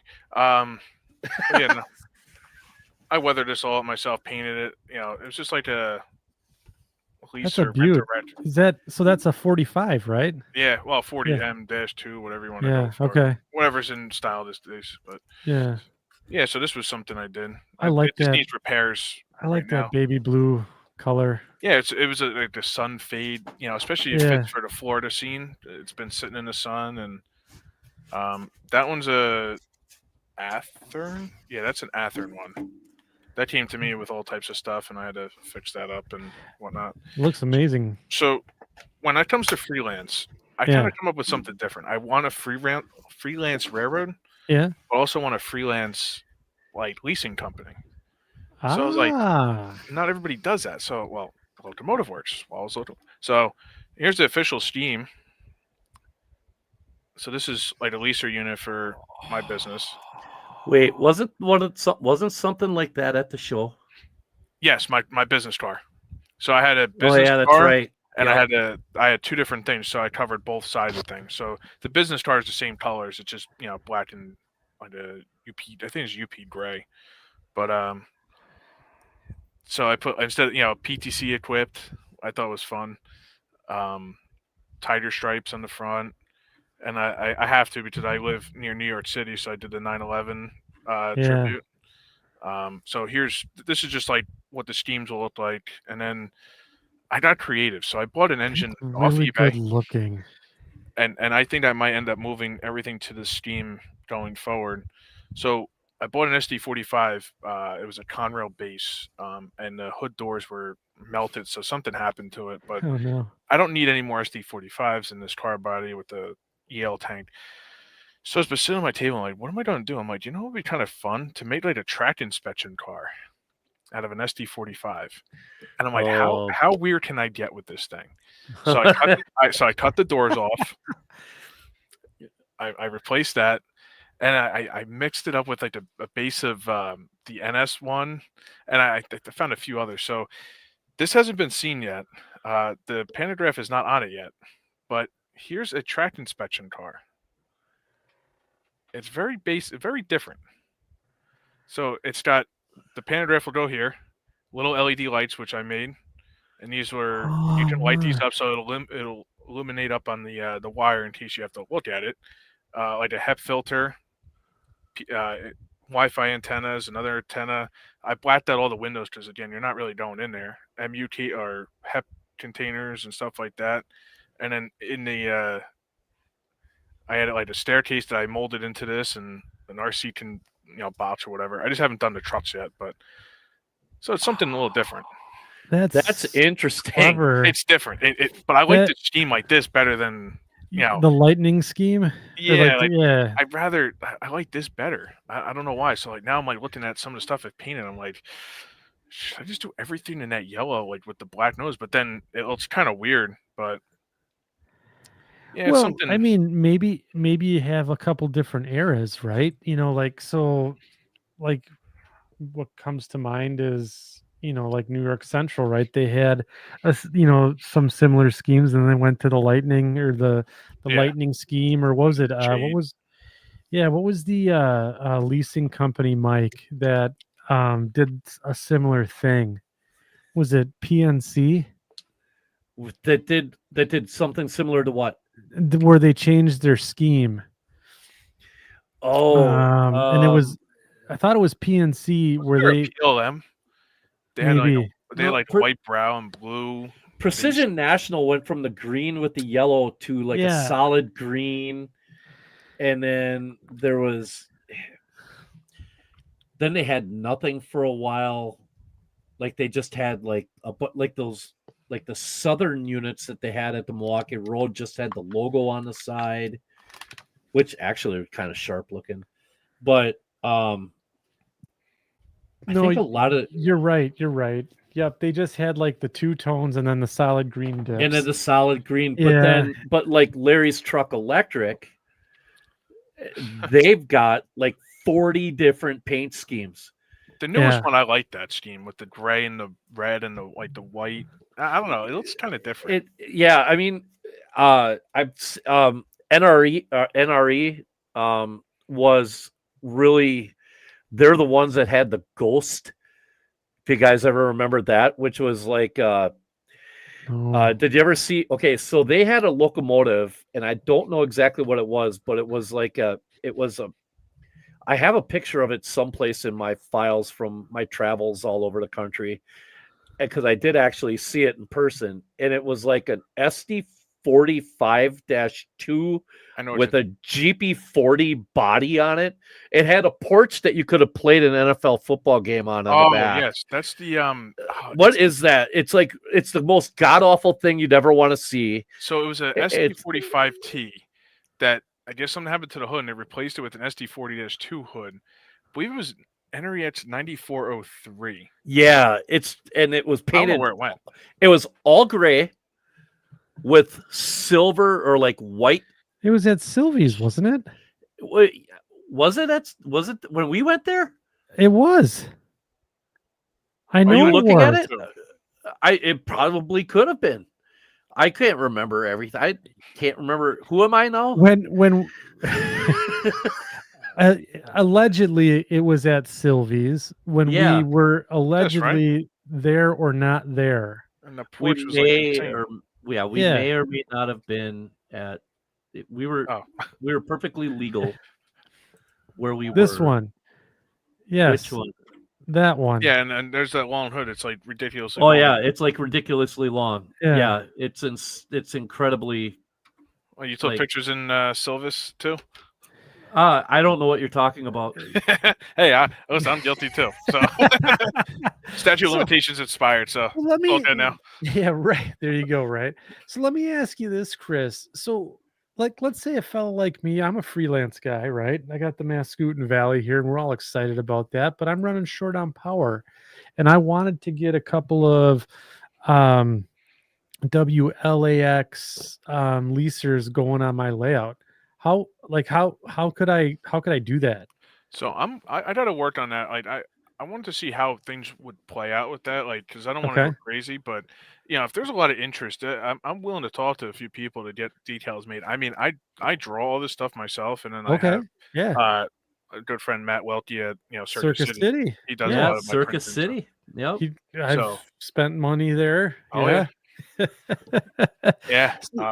So for example, we could possibly do a collaboration project on a couple of locomotives. Yeah, absolutely. Like I said, if there's interest, especially now that the Florida Seaboard's starting to kick off a little bit more than I thought it would, Yeah. it's something that I think could be done in the future. Like I said, freelance is just such a great thing because you could just be so creative and not care what happens. And it's just like, oh, cool, I'll do that Yeah. too. Sure. And there's a line that I'm starting, another, like, I don't have enough stuff. I call it like my creative line. So that's all it is. And it's literally just stuff that I come up with. So, for example, I'm working on welded rail cars for the Florida Seaboard, and they're old Tyco cars. And I think that's actually on my Facebook page too. They're on the Florida Seaboard group. And they're old Tyco cars. I cut the sides off. I built welded rack cars. I sell those too. Yeah, and so I built these like little grab irons for the ends that nobody makes. And people are like, hey, can I get those? Can I get those? I'm like, oh, if there's interest in them, there's no prototype to them, but I just made them off a whim. Here we go. So those are common, like just weird stuff, like stuff for fuel tanks, weird stuff, lots, whatever. It's just whatever clicks in my head. I love that. I absolutely love that. I think so you're still with your layout and we're still in the design phases then, huh? Yeah, so the cork just came in the other day, which was I couldn't believe I actually found cases of cork. I can't say where because I might need more, and I can't don't give throw that my source out. No, no, not at all. Especially 3 cases of it. I was skeptical at first. No, but so like I built 2 layers, so they don't connect. I don't have the space for like a helix or Sure. building the incline. So it also benefits me to have more creativity because now I'm not focusing on just one layout. Now I can do, all right, well, if I want the Florida Seaboard on the bottom and I want to go prototypical on the top, I could do it. I could do two different divisions and not have to worry. So I've started with the bottom layout now. Okay. And that's kind of a mix right now. I'm just winging that one. That is more of I want it like a port railroad. So there's a railroad in Rhode Island that I used to visit with my father all the time. It was called the Seaview Railroad out of Quonset, Rhode Island. Small little railroad. They have like a airport there where a lot of military planes come in, and they have awesome. an auto facility, and it's such a cool little railroad that they have there. A lot of storage. So I'm like, I gotta incorporate that into things. So that's what this is going to be. I'm trying to come up with a new fictional short line for that, like as a small switching terminal railroad. I came up with one that was like Quonset Point Railroad, but I'm not sure if I'm sticking with it yet. So then I'm gonna have that where it's just literally all switching. I built a little pier for like large loads to come off the ships, and auto facility. And then the port seaport. What Modern. era? Modern. Yeah, Cool. I go pretty modern, but I mean, you can kind of backdate a little bit, if you really had to. There's not much to really do with it, but like I said, the way that Seaview works is like Providence and Worcester comes in off the Northeast corridor, and then they deliver to auto rats and all their freight cars. So I'm like, well, I can incorporate that. So here's this little Quonset railroad. How do I put the Florida Seaboard into it? Well, they deliver the cars. So there you go. Mixing them in there because I realized the way the layout's set up, it's kind of tight with certain spots. Sure. So doing like huge curves and stuff is kind of impossible. So John France was curious, what's the overall footprint right now? I want to say it's like, I could be, I'm probably off. I would say about 15 feet wide, maybe a little bit more. Oh, wow. So when we bought this Pretty house in decent run. 23. Yeah. This was a fully open basement. There was no walls, no nothing for the most part. And it was designed for me to have just a little office, a little workshop, and build a nice layout that I wanted to build. Well, this business took off, and the little spot I had to set up all my stuff was not cutting it. So I expanded. So this room I'm sitting in now should have been my layout. So, and then the extension I put on the other side should have been my layout, but I cut that out so I can make more space. So I still have a decent amount of space for this stuff, so which is nice. But I'd say about 15 feet, maybe a little more, a little less each way. So it's a severe work in progress. But I'm going to do more with my YouTube channel for the Florida Seaboard as well. So more updates will be on that, like probably towards like a couple months. I'll start doing things with that more. But I still have to clean it out too and reorganize everything that's in there because it became a storage spot. Yeah, I know how that goes. I know how that goes. Half of my layout is a storage spot right now. So I'm gonna temporary shelving is what it is. Yeah, it's temporary permanent shelving. So I'm gonna if you're cool with it, can I put your Facebook group page in? Yeah, sure. Go ahead. In the chat here. So it's also in the show notes as well, or in the video description this evening, just so that you guys can check it out. I got to tell you, I really love that red, white, blue scheme that you did. Oh yeah, I think like that looks so that looks good. really cool.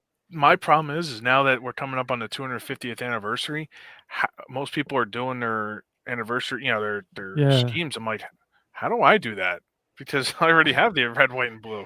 Nailed it. remember. Well, no, the Pittsburgh. No, never mind.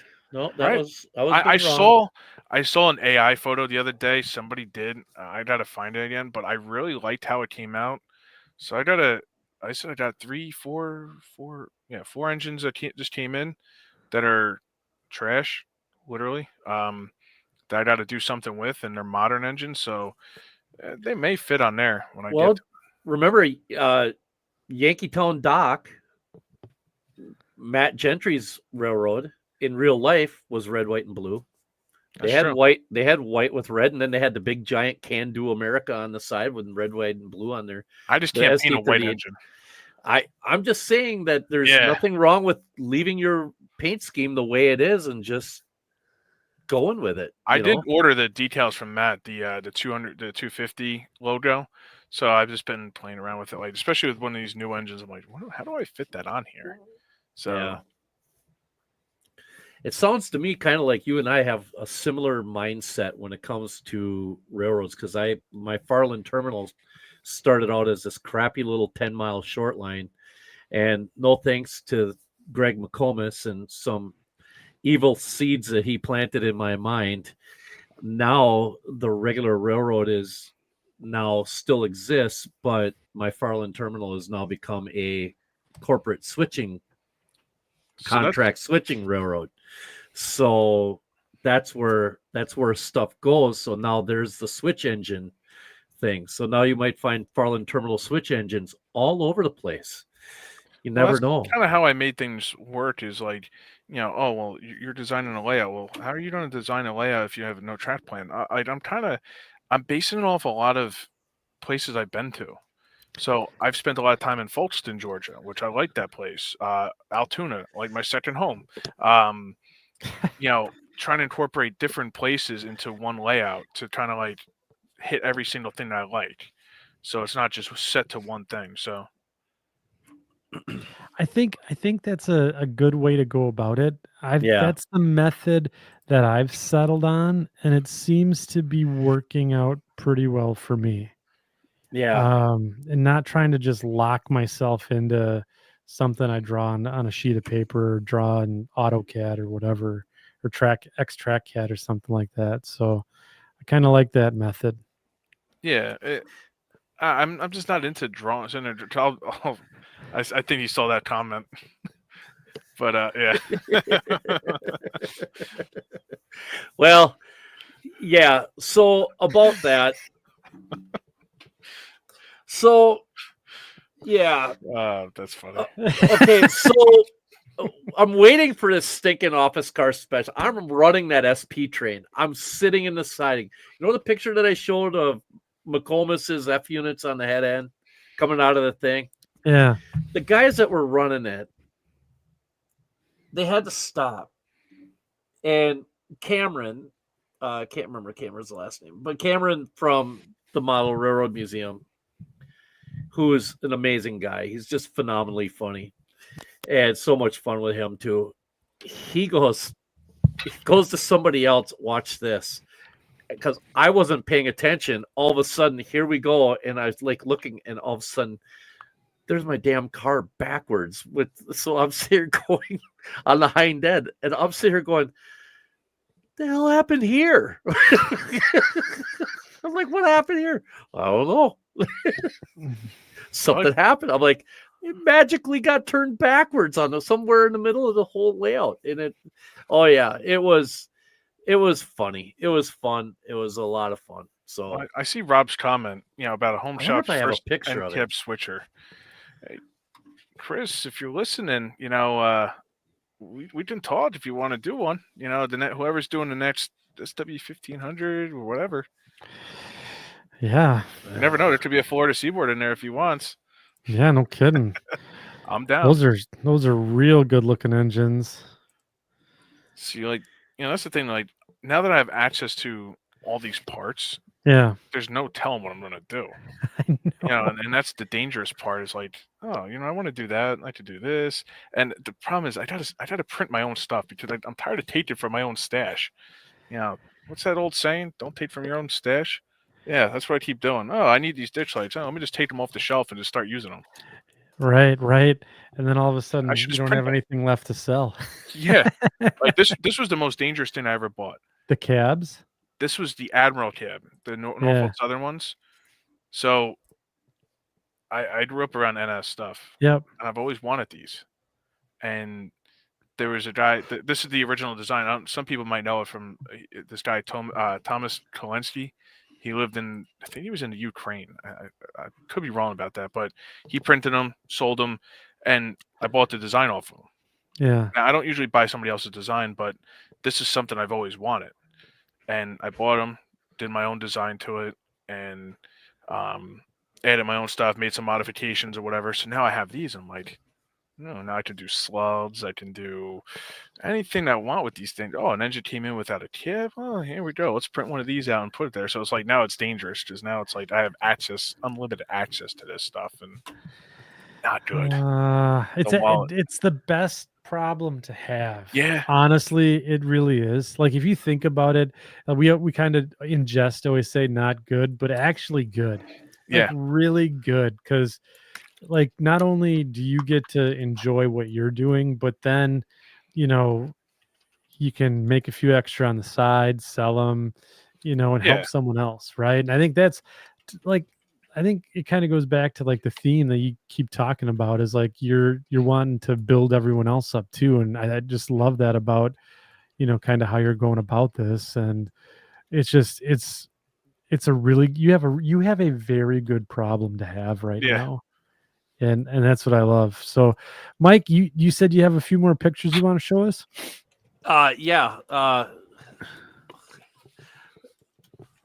Or are you too busy squabbling online about the direction of which way your office car we're gonna get to should that. run? No, we're getting into that. We're gonna get into that. I'm gonna have to print something. Car faces this way. That's a great idea. Get him an arrow. Okay, so aim towards enemy. Yeah. Aim this side towards enemy. Yeah. Shoot this way. Let's see here. Ta-da. Watch this. Look at the production value. So this was my display at the Colorado RPM, and I gotta figure out which way what goes what way. Okay, so this was the train you see.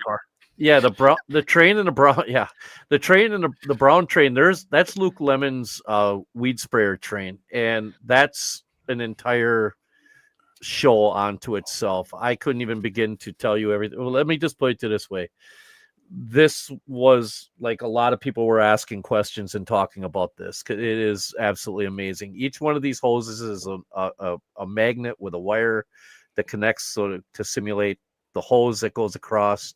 And then the car, this is basically a scratch built car, and this thing weighs a ton, and it you have to shove this with a separate locomotive. This is not powered, but the wings actually hit certain functions. One wing will come out, the other wing will come out. Interior light, yeah. He's got actuators inside here. Basically, it's old Snaptrack actuators that that he modified to like the old Atlas. Yeah, kind of like that. Yeah, there's or something similar to it. And so it's got sound. So you hit F5 on the little sheet that he gives you. You hit F5 and you can hear it spray. The beacon, the headlights, the whole night. I mean, this thing is incredible. And then this is my Wisconsin Midwestern stuff right here, a GP28, a GP9, and an MP15 AC. And this is my Farland terminal boxcar that Rapido made via Home Shops, and thank you to Chris Palomeri for that. Yeah. This was as we didn't know, but we probably should have made more of these. You sold out of them. They sold out very, very quickly.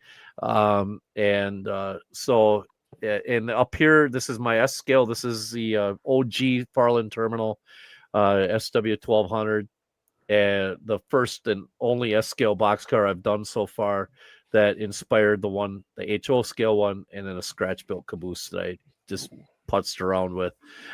So that was my stuff. And then we went over to McComas's, and after a while, McComas and I have this friendship relationship thing to where if you put us within, I don't know, Earth's orbit of each other, there's going to be tomfoolery. And so we were laughing and having a good time. He's constantly trying to get the Farland terminal to become part of the Blue Borg and his Michigan Interstate. And I continually refuse. So while he had his back turned, I put a bunch of my Farland terminal stickers right in front of all of his stuff.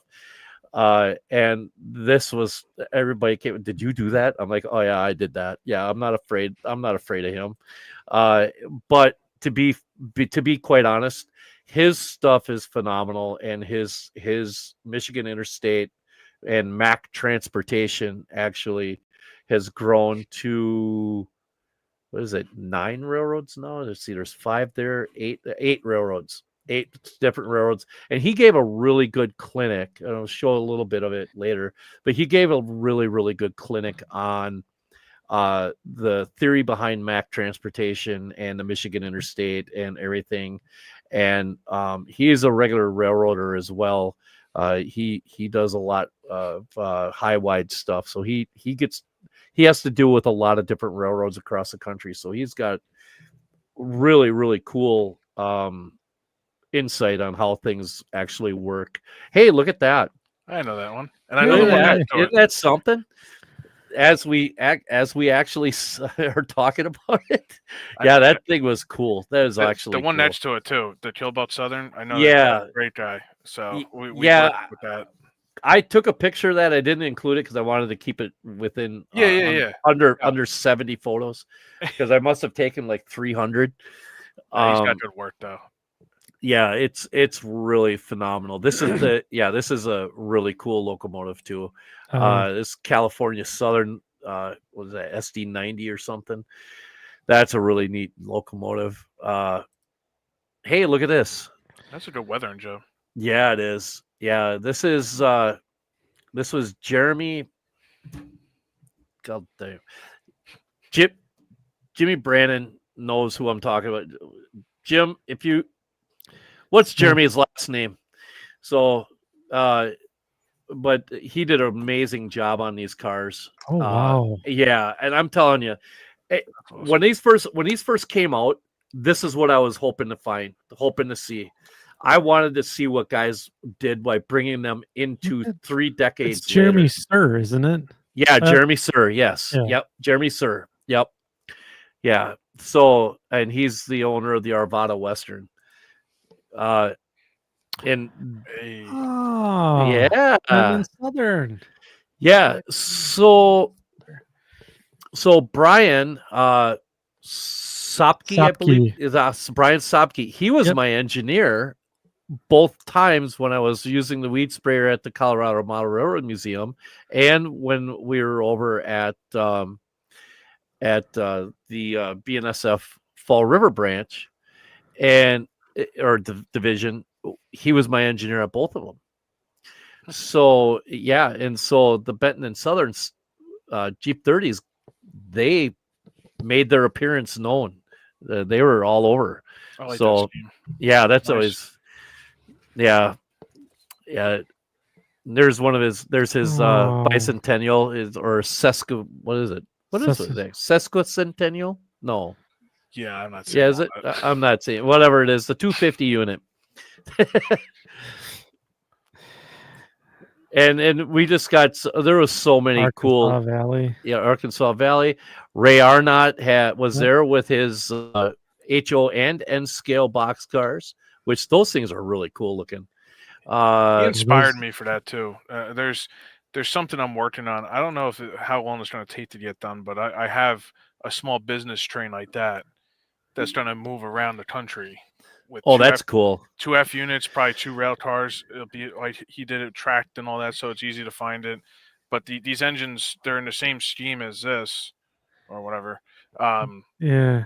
It'll be fully decked out with lights and all that stuff, sound, and I want them to move around the country just for fun, to see what people can do with them, where they can put them. Just the one topic on those around the layout cars. I loved reading the book of all the different layouts that it went to. Oh yeah, and then all the different things that were carried in, quote unquote, carried in the boxcar. Oh, that's cool. Yeah, it was. There was a lot of creative things that got put in that boxcar. So. I can just imagine. These are Legos. That's impressive. No, it's not.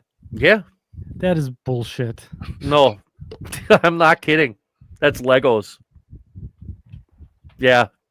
Wow. I wish I did that when I was a kid. Yeah. Holy smokes! I never got to that level. Yeah, that's just insane. I do know that you can get a lot of customized parts in Lego. Are those KD couplers on Legos? It kind of looks like it. Yeah, it does they're like O-ish. If you look at it, O-ish scale, it says. Scratch. Isn't that something? Amazing. Yeah. This is kind of next level Lego kind of stuff. I mean, it was really, really kind of cool. And of course, what it would be like going to Colorado without having some narrow gauge stuff there. There was a narrow gauge aspect to the RPM, but it didn't seem very prominent. Hopefully, they can create more of an excitement about that going forward. The cool little structure, little depot structure.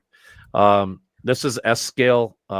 This is a Bend Central air slide hopper that he just got done. Yeah, that turned out really, really nice. And of course, Wyoming Valley. Yeah, oh, I love that stuff. Yep. Yeah. I mean, there's just some of the weathering and the detailing that was done. Montana Northern. These Jeep 35s were just phenomenal. Or look at that. Yeah, they were phenomenal.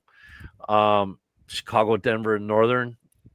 Alex Mantle. That name is familiar. I think he leaks around the podcast quite a bit. Yep. Should know this. I really Daniel Archer. Yep. No, this is the one clinic that I kicked myself for. I lost track of time, and this is the one I wanted to go see, and I completely whiffed on getting to it. But yeah, he had a bunch of his stuff was there. Yeah, I know. It's just the orange. Yeah, I know. Look at this. I mean, it's his and then yeah, okay, so here's the deal. The only issue RSD 12? But the only issue that I had with the RPM is that the that the layout tours were Friday from noon till 5. I didn't land and get out of the airport until like 3 o'clock, like 2:30. So by the time I got to Greeley and realized, oh, there's these are going on, I didn't have any time to get anyone. And this is one that I wanted to go there. Next year, I'm going to this for sure if it's open. I've heard that it's just absolutely, he has a rain room, something like What? that. Yeah, where you feel like it's raining in there just from the lighting and the sound and everything else like that. Apparently, yeah. I mean, it's just crazy. I mean, I've heard just absolutely amazing things. I mean, we all think, when you think of that stuff, you think of John Parker's, layout going out there. This is one that it's been around for decades, and it's just I feel really bad that I didn't get out there, but hopefully, yeah. So I know that one. Yeah, these got chased around on the Is that Radisson McGuire? Yeah, I believe that's his. Yeah. Here's another one. I like the CF7. Yeah. The RVR. So the Freelance forum really brought out a lot of freelance railroads at this. Lois. Yep. Yeah, which I kind of I like this. I actually like this paint scheme a lot. And the Metro North logo on the back, so to speak. I like that incorporation of that. Yeah. Yeah, it's really, really kind of neat. That is neat. Chinook lines. That is so cool. Yeah, right? Bohannon, right? Yep. Yeah. Joe Bohannon.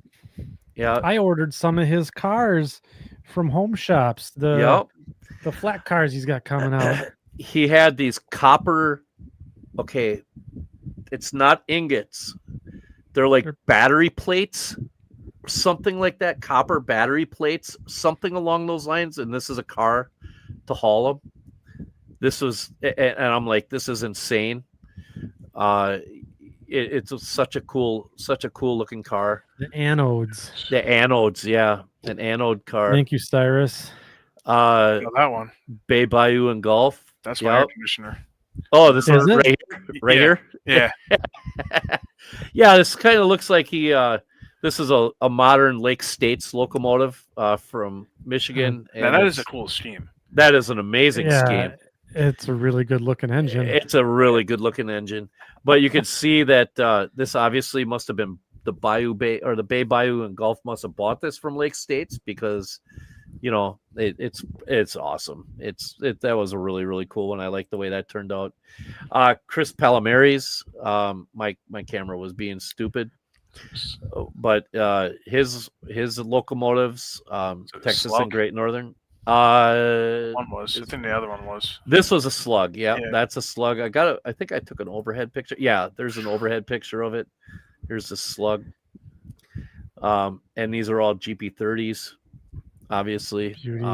Yeah, and like a mix of high nose and low nose. Yeah. You saying what now? I like the number, like how he has a number like on the long hood. Like most people put it to the left or on the cab, like right in the center is like the perfect spot. Yeah, it is cool. That is a very, very sharp scheme, reminiscent of Georgia Pacific's railroad, which he grew up around. Here's some more of McComas's. I don't know what you gotta call that. Fleet Empire. I don't know, whatever you Armada.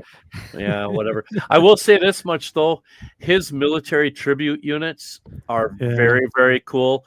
And he told me a little bit about them, that they don't represent the branches of the military necessarily, but they represent like the regions or something along those lines.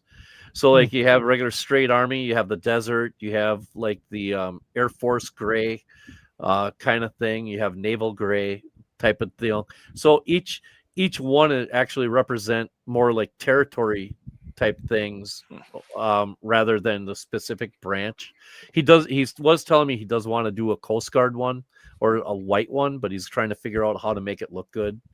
And I said, well, it's going to be hard with your stuff. But I mean, anyway, Wow. it's hard for him to that. Hey, I just got a message from Chris Palomari saying, don't go easy on McComas. So I'm not. So, but he has incorporated many different railroads. Oh my gosh. Yeah, we're never going to get him back on the show. We will get him back on the show. But I mean, it might be like Tyson Holyfield. See, I like the thing, obviously me and him are both in the same category, and so it gets tough, you know what I mean? Don't do that to yourself. Oh no, I like, hey, Greg is a nice guy. Greg's a great guy. When I go to the shows in Springfield, I always make it a habit to go over there and talk to him and, push his buttons a little bit, and he knows I do it, but it's all in good, good fun. I'm not. Macrail is another good company, buy all sorts of his stuff along with, Chris's stuff, But that's the thing is we do the same thing a lot of right. times. We will cross the path here and there, but it's not like Coke or Pepsi and Ford and Chevy. We're not hitting each other here and there. It's like it happens. Right. We're all in it for the modeler. You know what I mean? We're here to make sure everybody gets what they need. And like I said, I can't tell you how many people have a Macrail antenna with my AC, or I have something that he doesn't offer and he has something I don't offer. But yeah, we do cross paths every so often. It happens, but it's not to be I got it before you. Like it's just all right. It just happens. It's all the same stuff. So yeah, it's and the thing is too is like you never know what you're going to need to use for what locomotive you're trying to model too, or and he's Greg does such a good job. Here's his Mexican bright blue. Yeah, it's not bad though. No, it's actually kind of in person. It's really, really sharp. I like that orange. I don't like it. You don't like it? Nah. it's very off-putting to the eye. Yeah, well. No, I'm just kidding. It really looks nice. I just. Yeah, it's okay. So before I go any further with this thing, the next thing you're going to see is a little video, and this little video it's short, but this is very much a Michelle Kempema thing. Michelle is the sweetest girl in the whole world when it comes to this model railroad stuff. And I tell you what, she put her little twist on this show like only Michelle can. And here she unveiled the reason why I call her the mother of model railroading.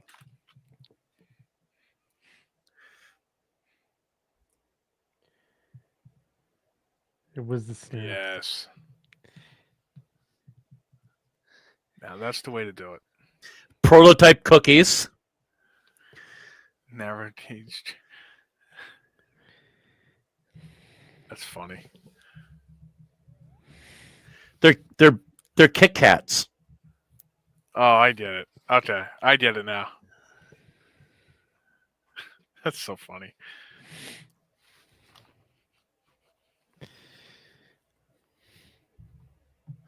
Freelance Doritos. Yeah, Freelance Doritos because there's so many different varieties of that. That's true. And freelance railroads.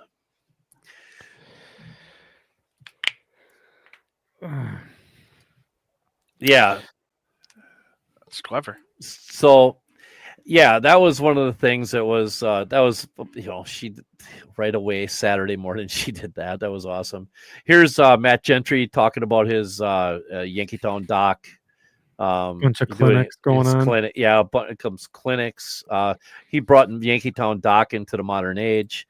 It's pretty cool little locomotives and stuff like that he's got. Here's Greg doing his Michigan Interstate clinic, and he's in all seriousness, he's got some very good theories. If you get a chance to go and sit in Greg's clinic, really do it, because his theories behind how to develop freelance railroads is very, very prototypical mindset, and it's really really very cool. And he uses a theory called flex, and will like learn and labor. That's the L portion of flex. So it's really, really kind of neat. And he comes up with all sorts of different deals. I can't remember this guy's. Oh, wait a minute. It's Matthew Myers. I think it says on his name tag. This is Z-Scale, guys. Holy crap. Yeah. Traveling layout. And if you saw it in person, you'd blow your mind even more. Incredible. Look at that. Holy smokes. Yeah. This is it's only the one track going through a scene. It just goes around. But I tell you what, it was absolutely beautiful. That's crazy. For Z, I mean, Z-Scale's kind of coming up. Yeah, it is. It was phenomenal. I mean, Air slides. Wow. air slides. Now compare those to the S-Scale one that we had earlier. Yeah. There was a gentleman there with a modern take on the Missouri Pacific. Had it not gone into the UP, what it would look like. Yeah, and it was pretty cool. There's some Utah belts. Utah belt there. That's probably the most famous one, I think. Yeah, there's some good Utah belt. There's a bunch of Utah belt and various different paint schemes. I think that was the one for me that hooked me into freelance model railroad. Yeah, how many did it sell? So much on eBay too. Yeah, I know. Oh, and I was a kid, and it was probably I was maybe 13, and I saw this gray and yellow series of locomotives going through this, just like this panorama of mountains in the Western United States, and it was just jaw dropping.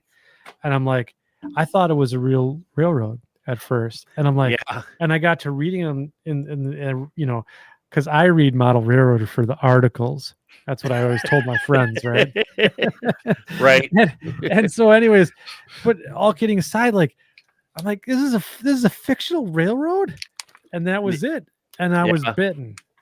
Yeah, and then Saturday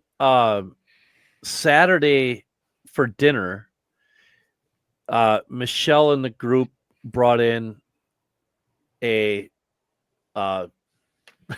barbecue guy, and this was his rig that he brought in. I'm like, no way. So I sat and talked to him for a while because I do that on the side, and stuff a little bit, and I was just fascinated by this. Everybody was so friendly and so nice. I know I'm just including those. Here's some pictures back of the weed sprayer going through on Sunday, going through or on Saturday night, going through the Colorado Railroad Museum. Yeah, isn't that something? They're just, the scenery on these layouts is just a miracle. Well, there's the oh, as a matter of fact, wait a minute. That was Saturday night. Yes. And then here's the bags, the Doritos, narrow gauge cookies. And then these were Jeremy's Farland terminal cars and my Farland terminal car. They actually had a light box at the facility, so you could take pictures of your equipment and stuff. Yeah. Hey, the graffiti. Yeah, I tell you what. Yeah, this is pretty cool. This was really well done. I can't believe. I just can't believe the weathering on those cars, Mike. That guy is talented. I mean, I saw the whole Home Shops line there in the background that he had done up. I saw the Seaboard Coast car and a bunch of others. They looked amazing. I know. He is very, very talented, and it's just so much good weathering was at the show. It was just incredible. Is to keep going to make this a little shorter. This is the weed sprayer over at John Parker's. Oh yeah, look at this. Yeah. So this is cool. Yeah, I know. It's so those arms in the front. Yeah, that's those swing in and out. Yep, I hit F4 for one of them and F6 for the other one, and it pops in, and then we hit it again, and it pops back out. And then it makes the swooshing spray noise. If you hit F5, it'll make the spray noise. Yep. Okay. Does it And you put also, a guy in here. and if you hit F7, does it shoot out actual chemicals and No, stink? but somebody did tell me that I should have that I should tell Luke that it would be he needs to add a smoke machine to make it look like it's spraying Oh, that's a smart chemical. idea. Yeah, I like that Oh. idea. So Luke, Or- if you're or have it listening, come out the back car. well, yeah, that'd be a good idea too. Smoke anywhere. It would You be could probably get like to break down a BLI unit. They have all those smoke units in them. Yeah, Yeah. they do. I so, got one that he could break out for parts. It's totally roached. Yeah, So you got so you had to, you bring and there's one of on the John's bridge. bridges. Yeah, I mean that's just insane. The scenery at he doesn't leave much for details unturned. It's just really, really awesome. And that's the last picture right there. From wait a minute. Is that the last picture? Let's see here. I thought I had a picture of the oh yeah. Yeah, here it is. Yeah, I just saw those photos the other day. I think you posted the Facebook. Here. Yeah, here. This was the brilliance that was the turned around backward Farland terminal car. Yeah, that was funny. He's giving me a don't lot of see it. inspiration. What's that? Oh wait, no, maybe it's not shown. I don't What's see that? it. What's that? Oh, you can't see that? I can't see it, I Mike. just see. All the right, big I'll fire have on the to. bridge. Oh, okay. I'll have to. Let's see here. Let's see. What does this say here? Da-da-da. I'll just get rid of that, and we'll just stop sharing. Yeah, that's pretty awesome. That's Yeah. man. He's giving me a lot of inspiration. Those photos you just posted, like it's just so like a modern look. I'm like, oh, that would be kind of cool to add something like that. Yeah. Yeah, I mean it was such a good weekend and so much fun, and just the camaraderie and the people that were there and the sharing of information alone was worth the trip. And there were manufacturers there, Rapido was there, Intermountain, Home Shops, Scale trains. Scale Trains. They were all there, and Spring Creek was there. Iowa Scale Engineering was there. Soundtracks. I mean, they were a lot of really good manufacturers were there, and it was just, and there were some cool layouts. It was just a fun weekend. I think I heard, if I remember correctly, the first year they did this, they had 70 people total go through the gate over the weekend. That's impressive. This year there was almost 300. Oh, jeez.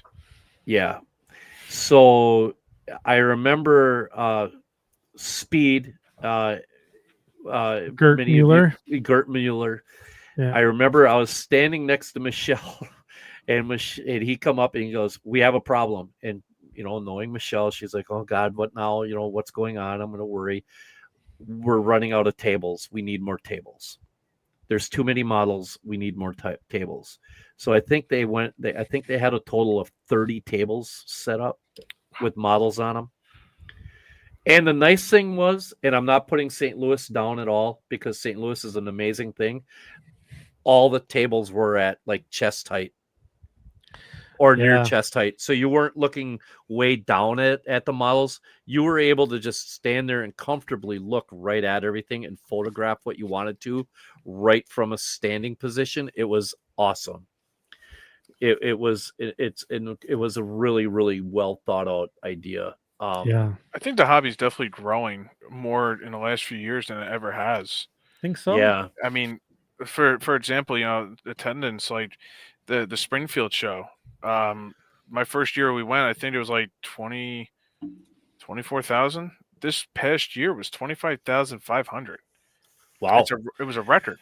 Yeah. In just 2 days alone. I'm like, that's insane. And it just grows more and more. It's like there's more people freelancing, there's more people prototyping, there's more people just buying, and I think the There's 3D more people world, coming out of the woodwork. yeah, You the know, 3D world has changed it because you can't. There's certain things like look at Matt Herman with 3D Central. yeah, He's producing cars that nobody's ever made before. Yeah. So now you can do things. You can make he's like the F40Cs from Metra. Nobody's ever done them, and he's right. that's insane. Now people want to do more because now you can get access to this stuff, and it's like, hey, print this for me. Okay, cool. And there's other Yeah. people just printing for themselves. Yeah. You can go on CG Trader and all these things, and people sell their sites, and you can buy stuff, and it's like, oh, I can just print them out myself. So as you saw, the next year's is October 17th and 18th. Okay. October 17th. So All put it in your calendar. Yeah, And it's my wedding anniversary is the 18th. well, you know what? Colorado's Colorado's lovely that it's time of year. beautiful at that time of the year. And you know what? You can go up. Red Rocks concert venue is not that far away. It's kind of like halfway between. It's up towards Golden, Colorado, which isn't far from Denver. And the weekend that we had that the RPM was going on, there were 3 major concerts going on up there. So maybe you might be able to swing that. You'll have to. I don't know. How about if I do your travel itinerary for you? No, that would make matters worse for sure. That would make matters worse for sure. Let me see if I can sell her on the whole, going to Greeley, the museum, and then maybe sneak in. Maybe if John Parker can sneak us in, for a tour, that would be pretty. Yeah, I'm sure your wife would love that. Yeah, I'm sure she would. I think just hanging around a bunch of model railroaders for our 15th wedding anniversary would be perfect. I think that sounds like a really good idea. She'll be all for it as soon as she finds out I'm going. Isn't that the model railroad anniversary anyway? So yeah, I think it's perfect. Yeah. I think it's a hit. I should save that one. Yeah. So Chris, all right, I want to get back to you here before we tie down for tonight. Section crew out in the chat tonight. Make sure if you got any questions for Chris here before we close up shop, make sure you get him into the chat so we can get him in front of Chris. But so we've covered a lot of ground tonight. What's the future hold for you? So you're going to Springfield.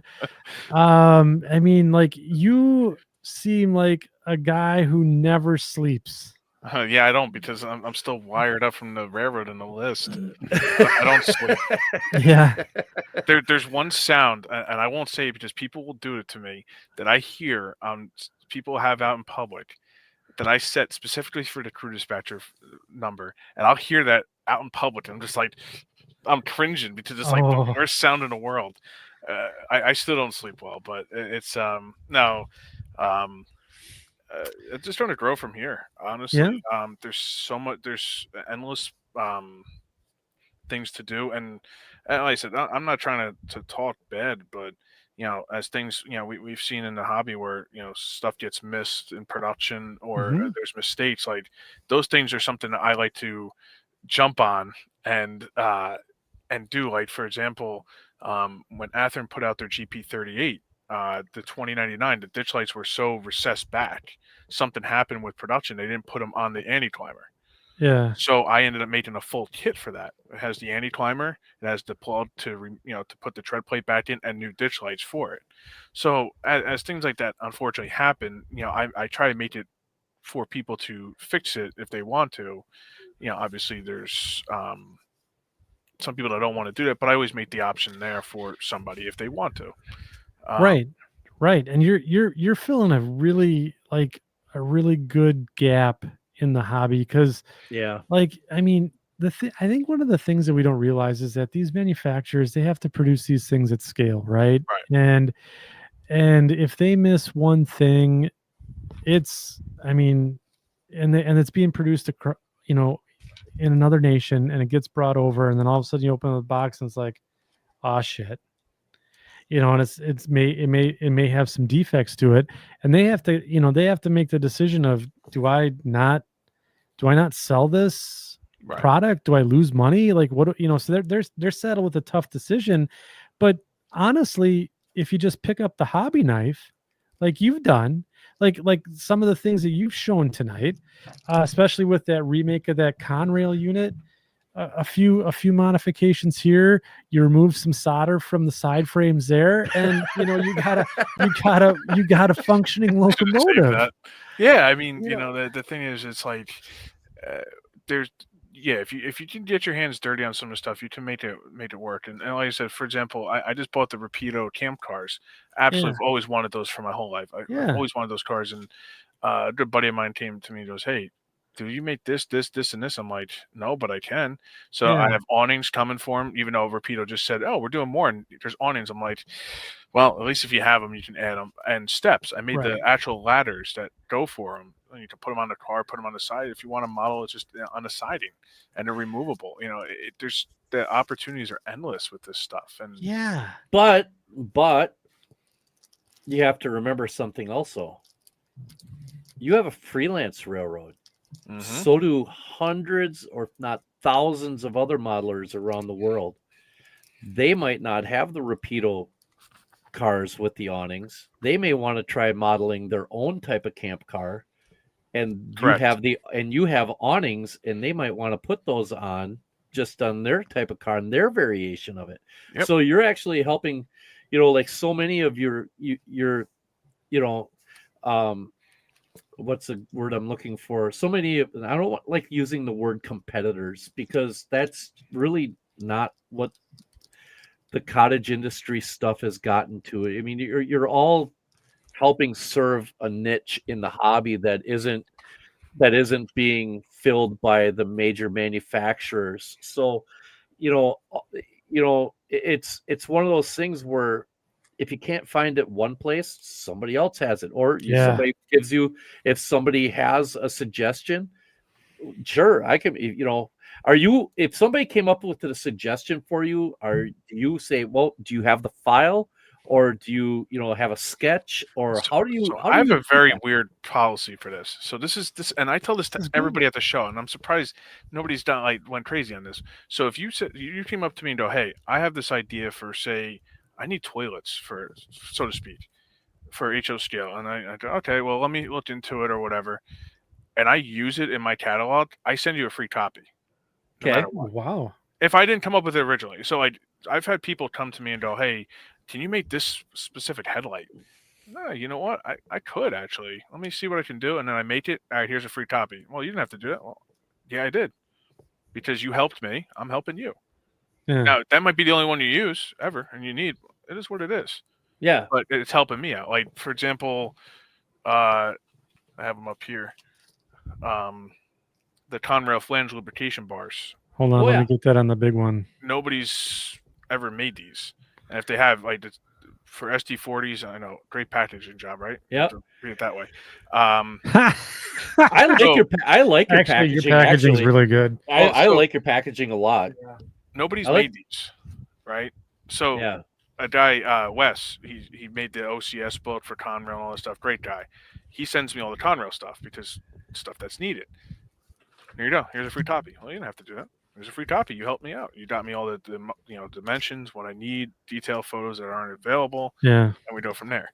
Now, about the packaging, when I started this business, I just had simple inserts, and I'm like, but I want to do other brands, Trackside, Railcar, stuff like that. I'm like, do I buy this different, bag toppers? No. I'm like, let me just do different colors. Yeah. And then it just kind of, all right, here's orange for Trackside. It kind of fits construction type.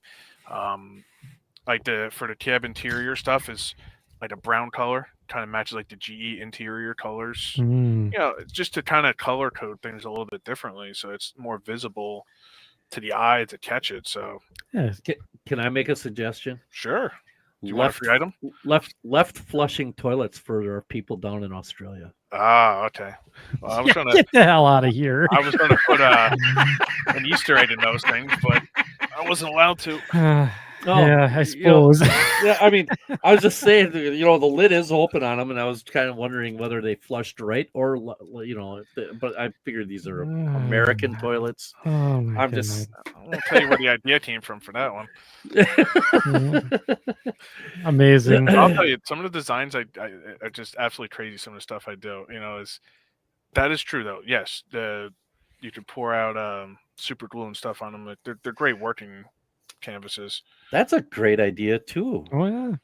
Yeah. That's what the whole thing is. Now, I've been holding on to this one, the ditch light jig. I'm sorry, the signal bridge jig. So if you ever bought one of the BLMA signal bridges, with the Mhm. double, triple head, whatever, now you can actually drill it without having to go, wait, what hole? How many do you have to do? It's evenly spaced already. So you just take this, you place it down, and you just put all 4 holes, and it fits the signal bridge right in. And you have instructions on your website on how to use that, right? Yeah, and as things go, I add more, Wow, that's amazing. and it's all covered. So and people know this. I'm all about my customer service. So if something breaks, just tell me. I stand behind my stuff. So if you go, hey, this thing broke while I was using the jigs. Like if you break it, drill bit slips, snaps it, let me know. I'll send you a new one. I mean, it's no big deal. So that was the other thing that everyone that has been on the show tonight has been saying about your stuff, Chris, is that, and I've had people also commenting to me off to the side in private DMs saying that you stand behind your stuff. Yes. And I think that is amazing, and a very good quality. And I think that's one of the reasons why all these modelers speak so highly of you. I appreciate that. Yeah, they keep me I'm- going. I'm beyond impressed with the quality of this stuff. Yeah. This is so cool. I can't wait to get my, some of this stuff put out there. This is gonna be awesome. I already got to play with some of it, That stuff and was so nice looking. and it, like, I'm telling you, Mike, it is really, really good. And I love the palettes. That was yeah, fun. the palettes are they turned out really, really good. Color was like perfect, spot on. Yeah, and then the LP tank is the thing that gets me, because it's the detail of the knob on the valve. Yeah. Wait a And minute. What? Yeah. You didn't see that? Yeah. You got to look There it get is. the monocle mic out. Yeah, and look at the knob. It should have the thing where you put your hand to twist on it. It's Shut up. Get out of here. I know. The valve is there. Yeah. So it's really, really incredible. I do tell people, just make sure you check the product sometimes, because there's sometimes a packaging error will get out there, and you either get nothing in there, and it's happened where you just get a pack of invisible stuff. Yeah. So just let me know if something like that happens, because I'll just send you a new one. Every so often you might get 3 or 4 in a pack when you're supposed to buy one. It happens. But So enjoy. best place to get a hold of you if I want to go and get, aside, like if I want to talk to you about a project, or I just want to learn more about your product, I go to your website. You got email, contact Yeah, you can information email me. all out there. Yeah. If I don't, just make sure with email, because sometimes with Gmail it likes to go to spam, and I might not see something. Okay. And if you don't hear from me in like a day or two, either it's because my work, obviously, try and email me again, and try and just say like, hey, just in case, because like I said, spam likes to just eat everything away. Those that know me, you can personally email me through the Facebook page itself. You can email me through there. Let me know. Like I said, it is hard for me to get most of these things because of my day job, so I might not get to you that quickly, but I usually try to when I can. So yeah, I mean, that's the best way to get a hold of me, or at the shows, speak to me. Hey, I have this idea.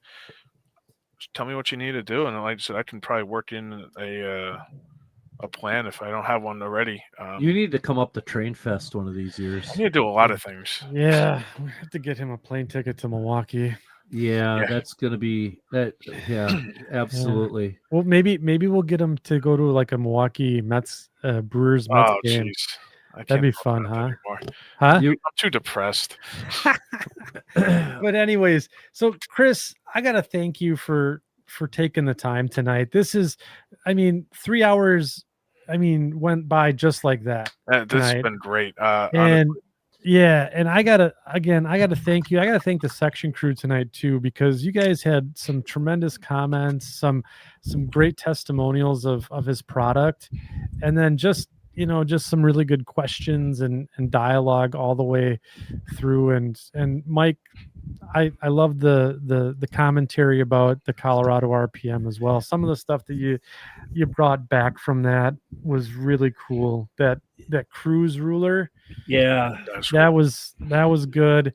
And then seeing seeing the models and just kind of how that meet is now basically went 3x in 1 year. That's Oh my goodness. I can just imagine they're going to have the same space. Michelle said she's planning on using the same space, maybe doing things a little bit differently next year, but she's hoping to grow it again.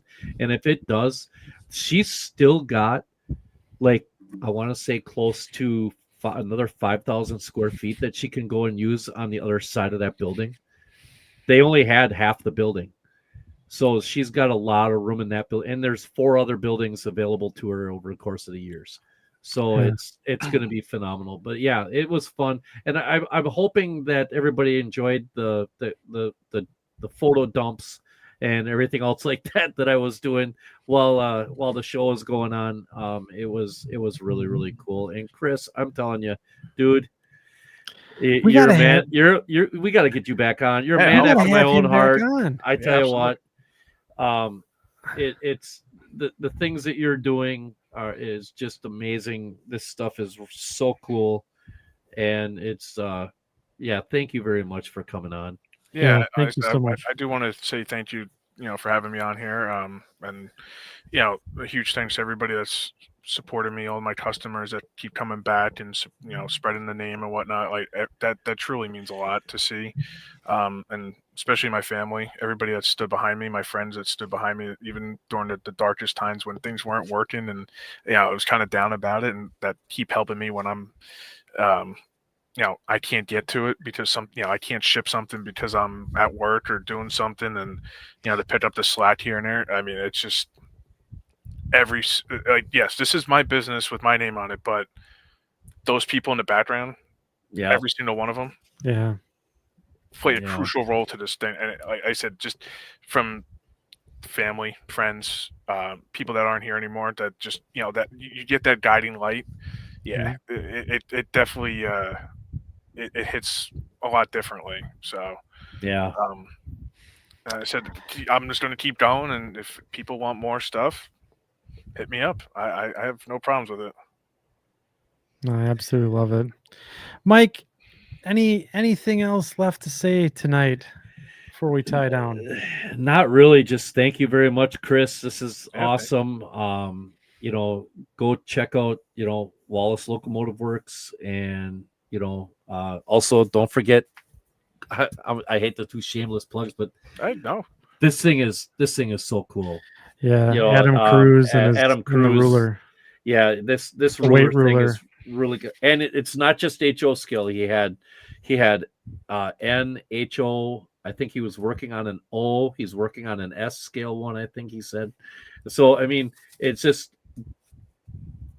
everybody should have one of these on their workbench and just make life a lot easier. And they're not that expensive, as I drop mine. So, but other than that, just thank you again, Chris. This has been awesome. If you guys need, just let me know. You have an illness. Yeah, you now have I mean, we love that illness. We're here for it. Crazy. This is insane. I think I speak for Mike and everyone here at the section crew. You have a standing invitation to come. Absolutely. You want to plug this? Yeah. Definitely. You want to come back and talk about the Florida Seaboard, or if you want to plug a new product, you are more than welcome. to Thank come you. back on, Chris. Yeah, definitely take yeah. advantage of that. Definitely for sure. So next week, our and I apologize to everyone out in the section crew. Our schedule's been a little wonky lately with things going on, but I think we're gonna have another show next week, aren't we, Mike? Yeah, Saturday night as a matter again. of fact, to be perfectly honest, I think we're gonna have one the next 3 weeks, like every week in October. So we're gonna have we're I know. going hot and heavy here in October. We got one the 11th, and we having Steve from trainwaybills.com back on, and he's got some power users of his tool that are going to be on. Paul Kassar, I think, is going to be joining us. So you may know him as the man behind the curtain at Around the Layout podcast.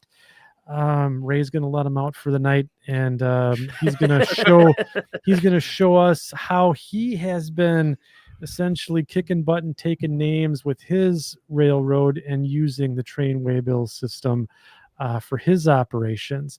After that, on the 20th, we have Mike Rose coming back on the show for his free meatball sub and 5 Timers Club smoking jacket. You think he's done another 10,000 trees? I think he's got something to show. Remember when we last left our heroes, he was working on that flat building. Oh yeah, that's right. Yeah. I think he's got a whole nother thing going on that we're going to be talking about. It's going to be great. And then after that, we have the reschedule of Mike Confalone on the 27th. So you're not going to want to miss that.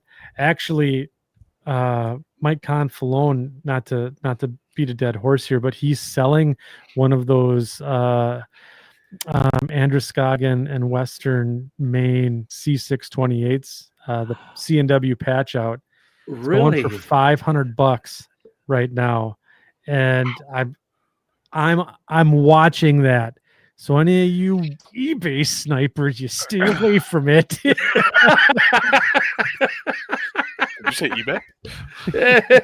Yeah, eBay. Yeah, Chris, you never go on eBay, do you? No, never. No, but anyways, I delete that. No, Dangerous. this has been a fun show tonight, guys. And Mike, as we always say, when our backs are up against the wall and times are tough, what do? Just keep modeling. Good night, everybody. Night. Thank you.